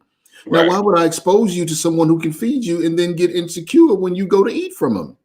Well, that doesn't even make sense. You and I both know. We both know. I introduced my church to Bishop Kinney, so I ain't got no problem if Bishop Kinney's on live and they go watch. Hallelujah! You know what it says to me as a leader? It's a testament to the pedigree of people that I present that they would go after me and seek them out. Absolutely. Man, listen, that's an insecurity issue. If your leader is going to a person's live, maybe the person feeds them in a different way. It doesn't mean that your ministry is not valuable. They're simply feeding them in a different way. You follow me? Wow. I agree. My wife listens to Bishop Jakes. I can finish preaching and she let me listen to me preach and she go listen to Bishop Jakes. I'm not offended. Yeah, he could be feeding her in a different way, and I think that's really a personal assessment because I've seen people do that. You show frequent in his live. Yeah, well, you never share any of my posts. There you go. And I said, brother, you have too much time on your hands because if you got enough time to scout your members out on social media to figure out who they're listening to and what they're sharing, you need a life. Maybe those were the metrics that they were applying. No, that's not. They ain't got nothing. Let me tell you something. I'll be honest with you. I'm very, oh Jesus, I'm very reluctant to Facebook friend my members because Wow. you might love Pastor Ray, but I might post something that's from Ray. Can you handle Ray? And so what I've done Maybe not. in latter years is just been able to sanitize, what I might post. And I don't post as much as I probably should. But at the end of the day, I'm not looking at my members' Facebook. I Right. don't listen. I couldn't tell you who my members are listening to. Don't bother me. But I do know that they're members of Reset Church who attend other churches, go to other churches. Right. But I'm they're okay. but they go to other churches, but they're in partnership with you. Yeah. Got it. And I'm okay with that. That don't bother me at all. See, I don't own the people. Right. I don't. Absolutely. They're God's people. I get an opportunity to shepherd them. And I think when we get that perspective back, it won't matter. If one of my members left and came to your church, you know what I would say? What would She's you over say? there with a good brother. Oh wow. Okay. She's with a good Okay. brother. I know he's not going to mistreat her. I know she's going to get fed. And I'm not offended because here's the thing. If you and I are in a relationship, that means I respect your train of thought. You respect my train of thought. If I've presented you to my church, that means I respect your ministry. I can't get mad at the person for having some respect for what I respect. Right. And it's unfortunate that in ministry we don't do a better job, Apostle, about giving referrals. Doctors give referrals if what that person needs is not at my house or at my practice, then refer them. If your church is not and if your church is not doesn't house what they need, then we need to learn how to give referrals. It has happened. It has happened with me. That happened with me a lot when I was in Maryland. Pastors would send leaders that were wounded to me, and I always questioned God. I said, God, is this supposed to be a church or a leadership ministry, and so forth? And because I always got pastors and leaders, pastors that were wounded that closed their churches down, leaders that were wounded. That's all I got when I was in Maryland. Stage. Yeah. Yeah. Stage. Well, maybe I should change the name of the ministry to The Stage. Maybe you should just go back and ask God what he wants you to do with the now. I think, and Pastor Iris, I can receive that from you. Yeah, I think, as we begin to grow and mature in ministries, certain things just become unimportant. Mm-hmm. And then I'm real big on getting rid of that small church mentality. Mm-hmm. Envision yourself pastoring a church big enough to where you don't know somebody that left you. Oh my. If listen, if I could count my member that left and went to Avery Kinney's church, and I know it, she left on the third Sunday.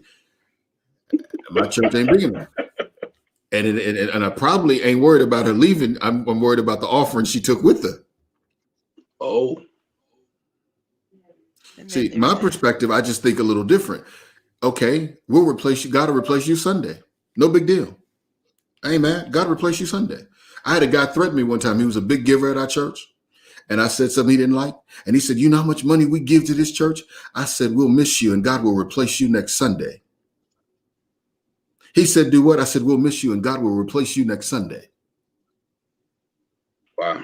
He left, and 2 Sundays later, a family came in and replaced his giving. Wow. See, I eat out of the hand of God, not out of the hand of man. And I don't warehouse people. I want to pastor people on purpose, and I want to pastor people with a purpose and with passion. And I don't want to get the relationship contorted to where if you join Reset Church, then Reset Church needs to become your total life.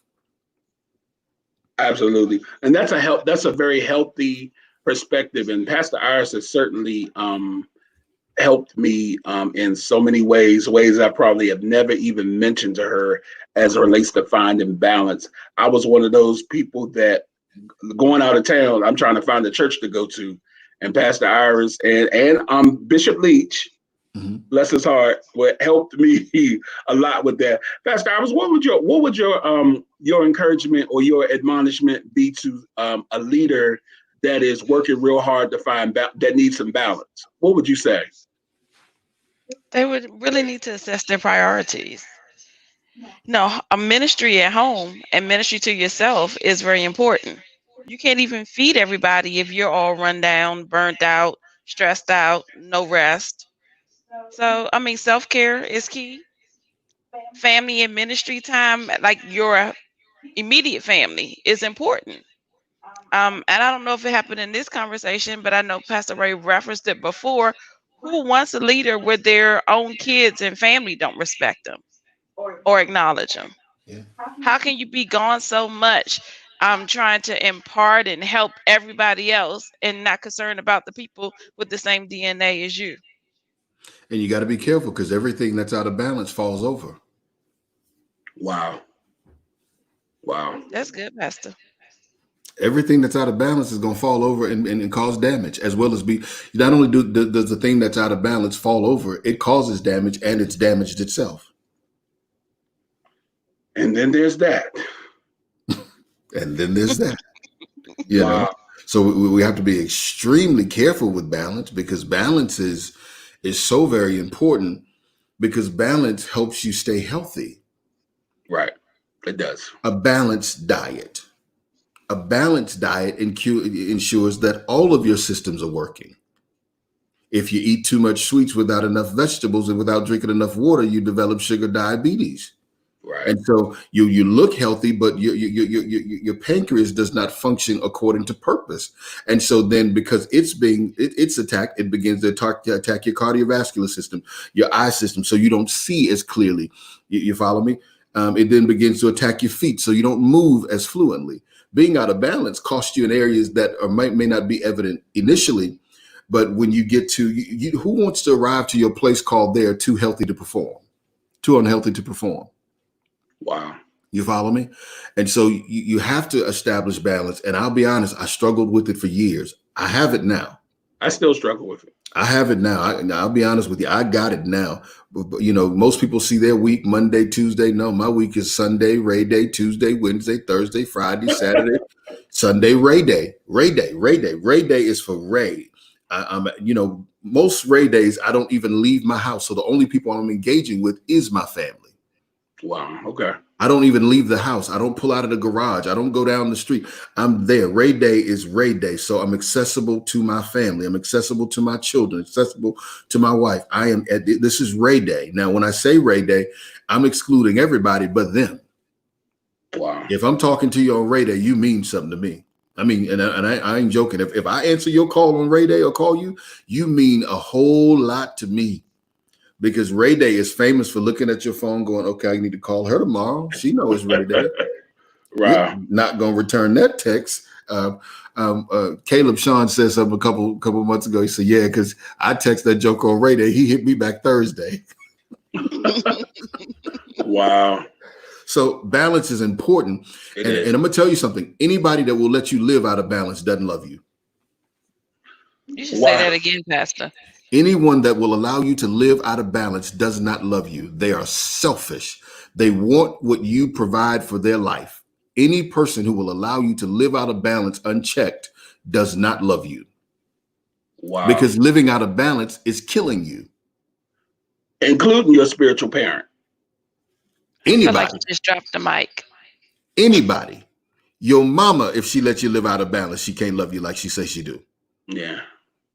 Because she's allowing toxicity to be, have a primary place in your life, and you're out of balance. So which means if I let you live out of balance, I am putting everything that you love and you value at risk. And I'm allowing you to do so without confronting you about it. You're right. You're absolutely right. And I again, Are y'all talking about that at the men's conference? We're going to talk about, the Great Divide. There's going to be a section in there, the Great Divide, the man of God versus the man. We're going to talk, and for our listening audience, we're going to talk about the men's conference in about 5 minutes, and we're going to share some information. Apostle Ray is going to share some information about the men's conference. This has been a wonderful conversation. We've covered so many topics. I believe our audience was blessed based upon the comments that we've received. I believe that we have ministered to people on so many different levels. The conversations have been healing for some, prophetic for others. Pastor Iris, I want to start with you. I always like to let my guests leave a word of encouragement and so forth. And since you are a woman of God that's married to ministry, and you married to ministry with, when we first met, you didn't really want to be married to ministry, and so forth. You didn't want to marry a pastor, but God changed your mind a little bit, right? And so what would be your a word of encouragement that you can give to a woman of God in this season? Don't lose heart. Don't cast away your confidence and seek God. Wow, Whatever God says to do, move forward with that. Everything else is subject to change. that's good, Pastor Iris. Tell us a little bit about your ministry to leading ladies and uh, women in ministry that you are going to be reigniting. Push, push, push. I We put you on got the a spot, public didn't I? push. Public push. Public push. Wow. Okay, and we're live. I can hear Pastor Ray now. Obey and submit. I So haven't said you a word. must I'm sitting here just admiring. It's the gift of influence. And you said it before, so it already resonated. So in obedience to what you asked, Bishop Kenny, um, I think that you're speaking of the two ministries. The first one, many in the DMV already know, is the Pearls Ministry, which is a ministry of encouragement for women. The second one that you're talking about is Reflecting His Glory, which is exclusively for female pastors, co-pastors, and first ladies. What did you want me to tell them about that? So when is your next event coming up? When are you going to be doing something with that? There's nothing tentatively on the calendar, but I do hear your push. So you'll be doing something virtually before December 31st? So I do hear your push. So you'll be doing something before December 31st? I'll be getting back to you because I'm not given to lying. Okay, you're not given to lying, but Yeah, I'll be getting back to you. There's nothing on the calendar. okay. But So I have heard from you. I've heard from Bishop Mary. I've heard from Springs that they both would like to see both Pearls Conference and Reflecting This Glory. So I've heard the feedback. Amen.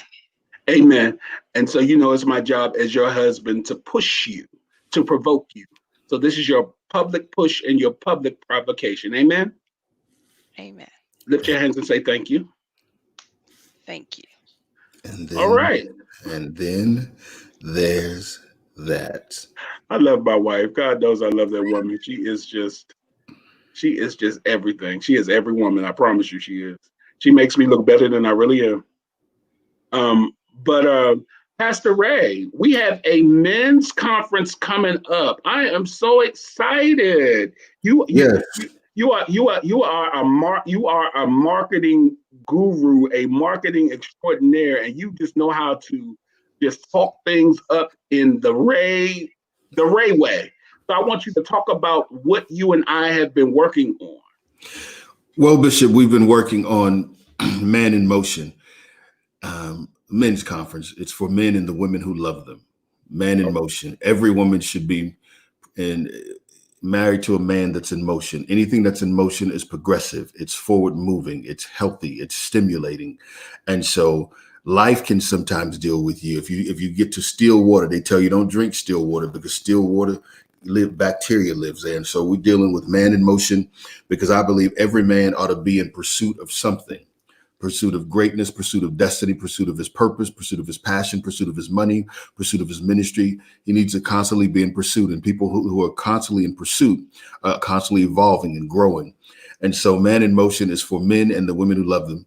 And so this particular conference is going to be virtual. It's for men and women. Now, all of the breakout sessions won't be for women exclusive. Women won't be permitted in. But in this season, dealing with a lot of what we're dealing with, I believe it's timely. Men are enraged. Men are hurting. I mean, look at my eyes. I've been crying for the last 2 days so much that I'm all cried out. I've cried, I've had to wipe tears just thinking about some stuff a few times on this broadcast. I believe that this is a very pivotal time for us to encourage men to stay in motion, to stay with the movement and the momentum of that God has placed in their life. And I believe it's a time for us to minister to the broken places and allow the healing to begin, because many of us, especially African American men, we're hurting, we're frustrated, we're rageful. It's tough. It's difficult to be a man. It's very difficult to be a man. There's no manual for how to be a man. Most of us said we do in marriages when we wanted to scream, I don't know. I don't know. I know I love you, but I don't know how to be a husband. I know I want to do right by you, but I don't know how to meet your needs. I know I said I do, but I should have said I don't know, but I wasn't man enough. I was afraid to say, baby, I don't know, because I didn't want to lose you, because I needed you. The only difference is I needed you more than I knew me. Wow. And so because I needed you more than I knew me, I misappropriated my role, and maybe I misappropriated pressures that now you have to burden. And I want to be able to show men in this conference how we can recapture yourself, how you can regroup and be reset. And it'll be, this won't be your typical churchy men's conference. We're dealing with man issues. So if you're looking to be churchy, this ain't it for you. You'll get some good preaching, but if you're not looking to deal with real life issues, we're going to deal with the great divide, finding balance. We're going to deal with a man and his money. Amen. Because if you think what is found in your pocket validates your manhood, I'm going to show you how you've already missed it. So we're going to deal with a man and his money. We're going to deal with fatherhood and the crisis of masculinity. You follow me? How is it that I'm not this type of guy, and so I'm not considered to be a man's man? Does that make me less of a man? We're going to deal with everyday issues. We're going to deal with the fact that you're a man right now, and you're a believer right now, and you want to cuss, and you mad as hell, and you pissed off with what you see. And we want to deal with you laying next to a wife who may not understand it. She may not get why you're frustrated. She don't understand why you want to go bomb the building. She don't understand why you want to go. You're saying, let them burn it down. She doesn't understand. And so we're going to deal with communication, how to have girl talk. Wow. So we're going to have a session where we'll be talking about pillow talk, how to be able to get those things that are hidden in the places of your heart and give you the confidence, the courage, and the keys of communication so that your wife doesn't have to play the guessing game with you, because there ain't nothing like being married to a man and you don't know which one coming home. I need all that. You follow me? He got 7 different men, and she like, well, I don't know if number 1 or number 3 coming home tonight. And then, it's Thursday, 1 and 2 coming home tonight. You follow me? Yeah. And then we're going to deal with number 5. Number 5, he like to have a whole lot of sex, and sex validates him. But maybe, what do you do when sex ain't fulfilling? What do you do as a man when you feel like you're not measuring up? We're going to talk about those issues, because here's the thing. Most of our marital issues can be helped by simply communicating. So if you would join us for Men in Motion, I'd love to be able to teach you some keys and some tools of how to make life better. You don't have to wind up in divorce court.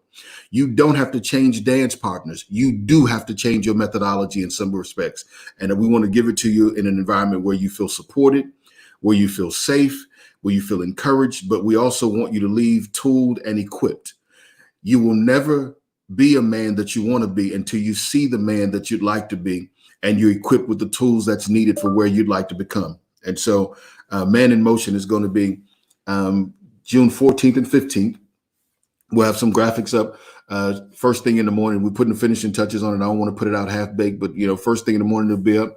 And so I want you to join us for Man in Motion. This is one where you're going to have to register so that we'll know how many people we need to make room for. It'll be virtual, so you'll be able to do it from the privacy of your own home. Yeah. You'll be able to do it from the privacy of your home. And we'll have a very special session called, Prophetic Whispers, where if you and your wife would like to sit down and we can have a virtual prophetic session. Amen. And no, we're not going to sell you prophecy. Nobody will be sold the prophecy. No, sir. I don't play those games. No, we don't play those games. If you want to sow into it, then that's fine. But there ain't gonna be no charge. You give me this much money and I prophesy to you, because if I ain't got no word, I just don't have a word for you.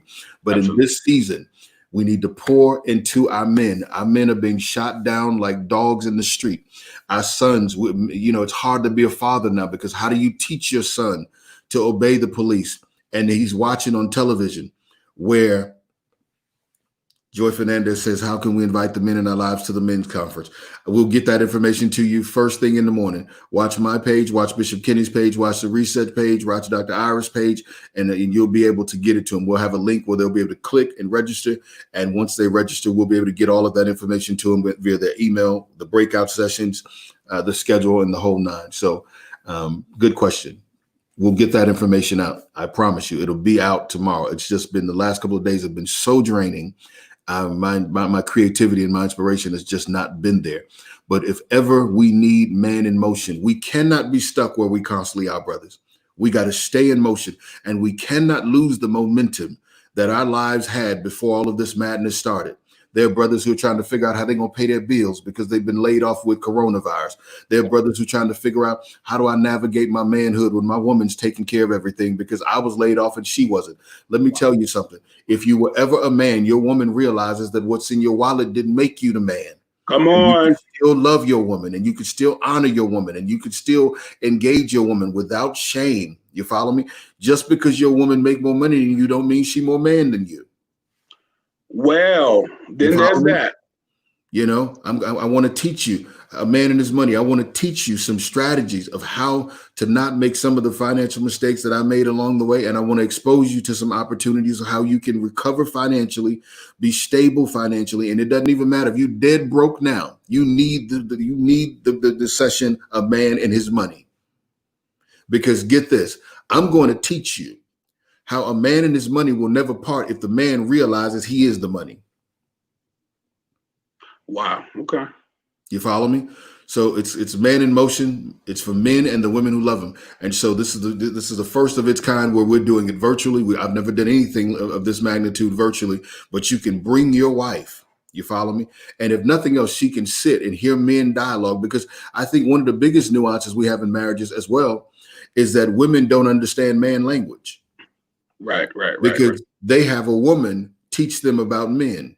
But the problem is the woman that taught you about what a man wants and how to deal with a man, how to love a man, how to treat a man, she's never spent a day as a man. So she has no clue of what it's like to navigate manhood. You follow me? I wish that I had this when I said I do. I realized that when I stood at the altar and told my wife I do, I robbed her. I cheated her. I placed a burden on her she didn't deserve. I didn't know what it was. I had never seen fatherhood. What was I going to do being a husband? All I know is that I love her and I don't want her to go nowhere. Right. But that was not fair to her. I had to grow into it. I had to develop. I realized that I didn't communicate as well as I thought I did. I realized I wasn't as attentive as I thought I was. I realized that I had an issue being accountable because I was more selfish than I was willing to admit. And I realized that in order for the marriage to work, I was going to have to make some changes in me that was going to change her response to me. She ain't trying to give me all kind of crazy sex and I'm acting a fool, acting all crazy. She got to deal with 3, 4, 5, 6, 7, 8, 9, 10 different personalities. She don't know which husband she's sleeping with.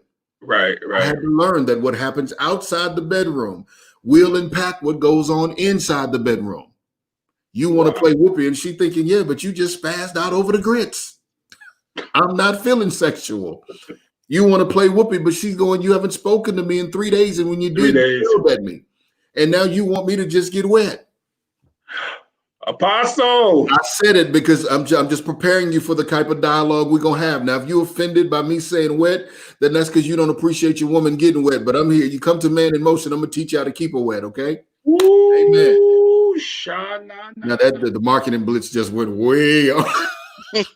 The numbers just went up. I'm telling you. What are the dates of it? June 14th and 15th, right? That Friday and that Saturday, correct? No. Hold on. Let me see. I don't think it's. Yeah, we might want to know that because we need the 12th and the 13th. That's the 12th and the 13th. That's a Friday and Saturday. Okay, I'm sorry. The 12th and the 13th. June 12th and 13th. June 12th and 13th. So those 2 days, listen to me. You owe it to yourself. You're in quarantine. It's a pandemic. It looks like we're about to be under martial law. You owe it to yourself to join us. Join us June 12th and 13th. You can take your marriage, your ministry, and your masculinity to the next level by investing in yourself, by attending Man in Motion. You deserve to be in motion. You're a man on the move, and I want to show you how to live like it. And that's the week right before Father's Day. Absolutely. Go ahead and gift it. For every woman that wants to give your husband a Father's Day gift, give him Man in Motion. I promise you. Our goal is to give a man back to his marriage, a father back to his children, a husband back to his wife, better than which he left. And if you are a good husband, come and we want to show you how to be an even better one. And maybe you can enlighten some other brothers. Absolutely. It's nothing like it. There's nothing like manhood right now, man. I mean, it's tough. It's tough when you got to wait till your family go to sleep and cry. It's tough. It's tough.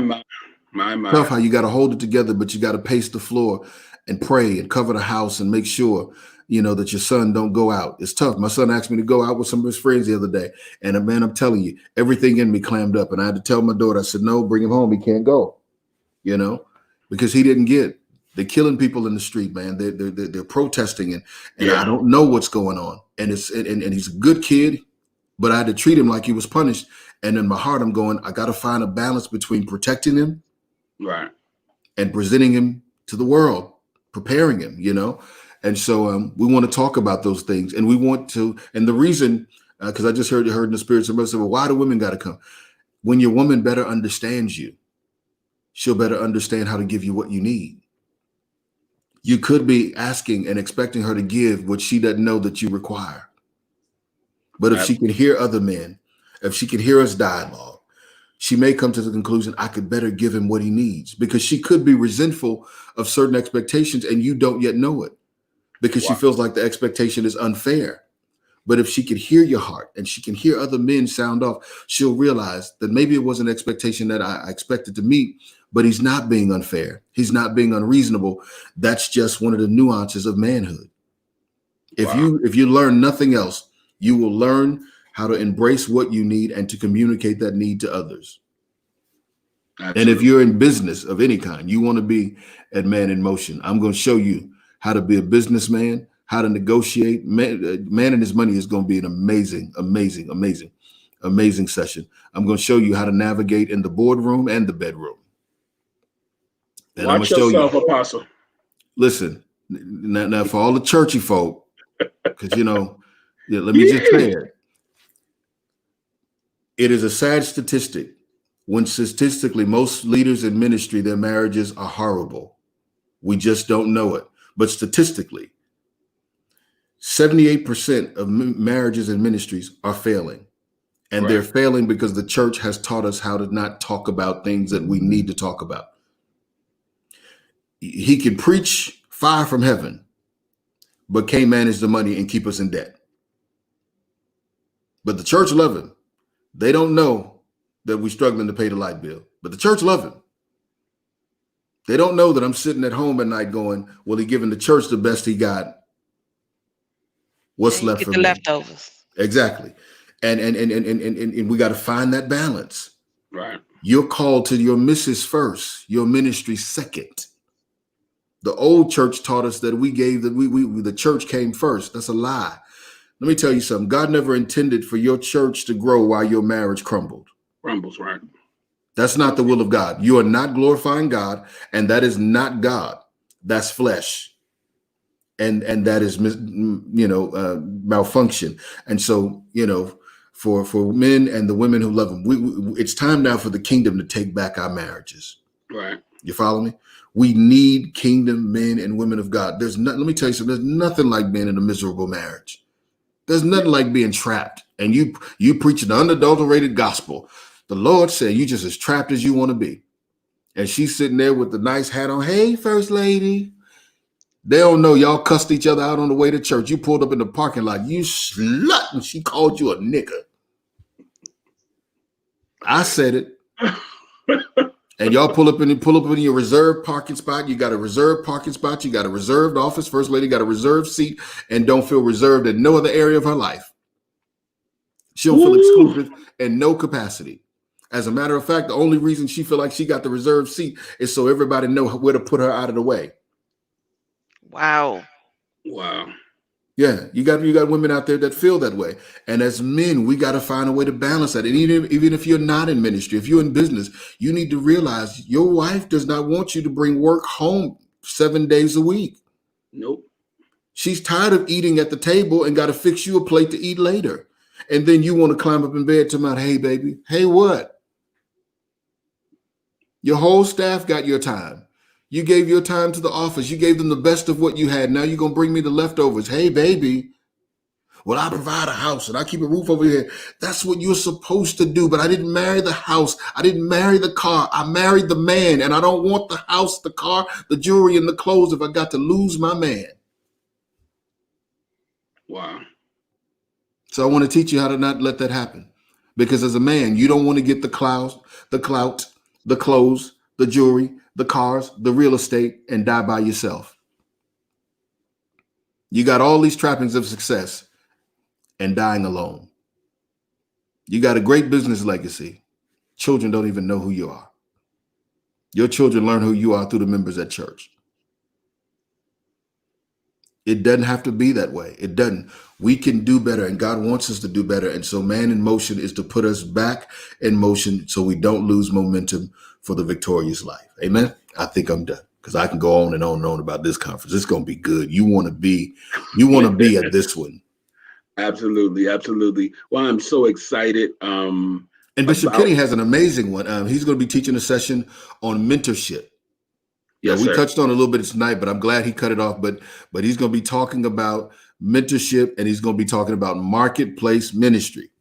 Absolutely. He is a voice on that. I'm telling you. You don't want to miss that session. Every man needs a mentor. Now, the rest of the stuff I'm going to be laying out in sackcloth and ashes at your feet listening. No, you hear me? That's not true. That's not true. And get this. This is the first time I believe that two men of God have gotten together and we're co-hosting a conference. Wow. That's to show unity. Yes, sir. That's to show diversities of gifts. That's to show how to work together and not be intimidated by my brother, not to feel the need to compete with my brother. And we want to show men how to work together in the body of Christ to complement one another. We're not in competition. And share power. Collaboration. And share power. We're co-hosting this thing. You follow me? And so there's gifts that he brings that I don't have. And I'm okay with that because if he's great at it, I ain't got to be good at it. I can ride shotgun with him. And so we're going to teach you how to use your resources and how to pool your resources through being able to establish good covenant relationships. It's going to be good. You don't want to miss it. It's going to be good stuff. And I think that we, something I just thought of, Apostle, maybe we should choose a few men that we will pull from our sphere of influence, people that have been communicating with us, like Lawrence, somebody like Lawrence that we could pull on to the live. I was just thinking about Lawrence. That'd be good to have yes. Lawrence. I think that he would be a good person to pull in and help us facilitate this and so forth. So I'm so excited. I'm so very excired. I'm so excited. Pastor Harris, you excited, Pastor Harris? Listen. Yes. Check this out. Check this out. Now this is God right here. Okay. For the brothers that will take a man and his money, I'm going to give one man from that session a $500 scholarship to invest in something that you're passionate about from my own pocket. Wow. This ain't a conference where you're gonna come and we're just gonna take. We're gonna give. Now you got to be in the room to be a participant. But we're gonna jumpstart something. Some man needs somebody that's gonna jumpstart your vision. And I'm here to tell you that we are not putting something together just to rob you. This is an authentic and genuine effort to pour into men and to empower. And so one brother's gonna leave, and it's just gonna be a seed. You follow me? No strings attached, just something that you're passionate about, and we'll sow into that. Wow. That is awesome, Apostle. I'm so excited. I just have such an excitement. I'm so looking forward to this. Tony will be on there Thursday night talking about the conference too. So I'm excited, that we're going to be able to share the information and the news across a couple of different platforms and so forth. Because we don't just want church folks there. No, this is for men. Yeah. Men from all walks of life. Notice we didn't say a Christian men's conference. Right. Because we know what that's going to track. Right. Apostle, that log off. Yeah. Do what? Log off. No. See, because sometimes church folk, we can be so out of balance. We be so spiritual. You know, you don't want to work on your marriage. You figure Jesus is going to fix it. And if you don't feel like getting Jesus to fix it, you just labor a Jezebel. When the truth of the matter is you've abandoned her and just ain't moved out. Absolutely. Oh my. Yeah, you just ain't moved out. And if I can go further, some jokers ain't moved out because they can't afford to move out. Wow. And we want to teach you how to get beyond that. If God gave you a woman that genuinely loves you, and honors you, let me tell you something, man, and that meets your needs. Let me tell you something, that's worth fighting for. And sometimes we lose because we don't know how to fight. But if you will come to Man in Motion, I'm committed to teaching you how to fight. We are committed to teaching you how to fight.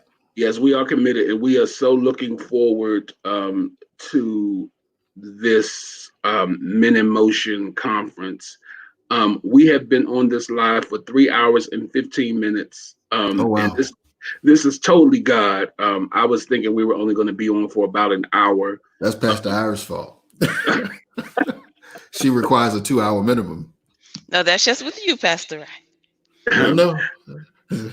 Apostle, you are such a wealth of information and a reservoir of wisdom, and I just so appreciate how you pour out so unselfishly. I just marvel at that. You pour out so unselfishly, and I know that you probably could go for another hour, hour and a half. Really, you could. I know you. Let's say another 2. Let Lady Iris tell it. I operate in 2s, and I can't do an hour and a half. It's got to be rounded up. 2. Lord. You just start thinking about that, the Great Divide and all of the inspiration that comes with that, and man and his money. Each of those at least 40 minutes each. Absolutely. I'm glad. How long are the sessions going to be, Bishop? Because Bishop and I got together to compile the session, but I don't know how long will each session be. 40 to 60 minutes. 45 to 60 minutes. That's it? Oh, we can do more. I can go. What's up? I think y'all need to negotiate this offline. Okay. Talk about these modules. Part 1 and part 2. We'll have a conversation tomorrow, Pastor. Absolutely. We'll have a conversation. We'll have a conversation tomorrow. 2-hour conversation. Pastor Iris, Apostle has the stamina in preaching that you have in a session. You can go for hours. And so you guys have that stamina that I don't have. And listen, for the ladies who would like to come, we're going to have a Q&A session, and then we're going to have an apology session. That sounds awesome, actually. Wow. No, listen, we're going to apologize for the things that we've done as men that have not kept you in a safe place, that have not kept you in a place of honor. We're going to apologize for the men who did it, if we, along the way. And we're going to apologize and repent for the damage that we caused in our former years before we were men of God, when we were players and thought it was cute. We're going to begin to heal the hurt so that you can love us holistically, because we want you to feel safe again. And so, brothers, if that's you, join us. We're going to get it right. We're going to be men that's going to stand together, and we're going to get ourselves together. We're going to get it right. We're not going to kill the momentum of our ministries and our lives and our marriages. Amen. Amen. Amen. Well, I appreciate. I love half the crowd right there. I ain't apologizing for nothing. I was going to talk about that apology. I ain't saying I'm sorry. Lord have mercy. Look, I'm going to start repenting a week early, because I know Pastor Iris is due some apologies. I have made I've made so many mistakes in these almost 14 years of being married to Iris Kinney. I promise you. Listen, that's going to be the name of the module. A Man and His Mistakes. Yes. Where did Pastor Iris go? I have no idea. She has a what is that? What is that up? What is that? Is that a picture or an icon or something? Oh no, she stopped her camera. I think she is she said she stopped the camera when I started with the apologies. Oh, okay. Bless the Lord. All right, Apostle Ray. Well, I am so looking forward. I appreciate you. Very rich tonight. I appreciate you, sir, more than you will ever know. Please give Dr. Melita our regards. Oh, yeah, I forgot you don't like that. Yeah. See, Melita, Bishop Kinney says he sends his regards. Well, that's my sister. That's my sister. I like her. Yeah, Iris. Well, just give me Melita's cell phone number so I can talk to her myself. Then that's what you can do. I can inbox her. I'll inbox her. Y'all handle that. There you I'll go. inbox her. Now check this out. I forgot what I was going to say. I forgot what I was going to say. Iris, Iris was doing fine. Now Iris has shown up. Oh Lord, here she come in the camera. Lord have mercy. I knew it. See, Iris was doing fine. Iris has showed up now. I need y'all to take me off live. We out of balance. Y'all can have a sidebar conversation afterwards. We're out of balance now. Yeah, we need to have a side. Well, Bishop controls the live, but we're going to have right. And so we're going to leave in this. Thank you so much for having me, sir. I appreciate you. Thank you so much. You are so welcome. We're going to leave it right here until next time, which will probably be most likely Thursday night when we will be back on the Prophet's Porch. I'm still confirming the guests, but we will be back on the Prophet's Porch either Thursday or Friday night. God bless you all. Thank you to all the pastors and leaders that supported us on tonight. God bless you all. I love you all for your support and your push. Be blessed. Be blessed.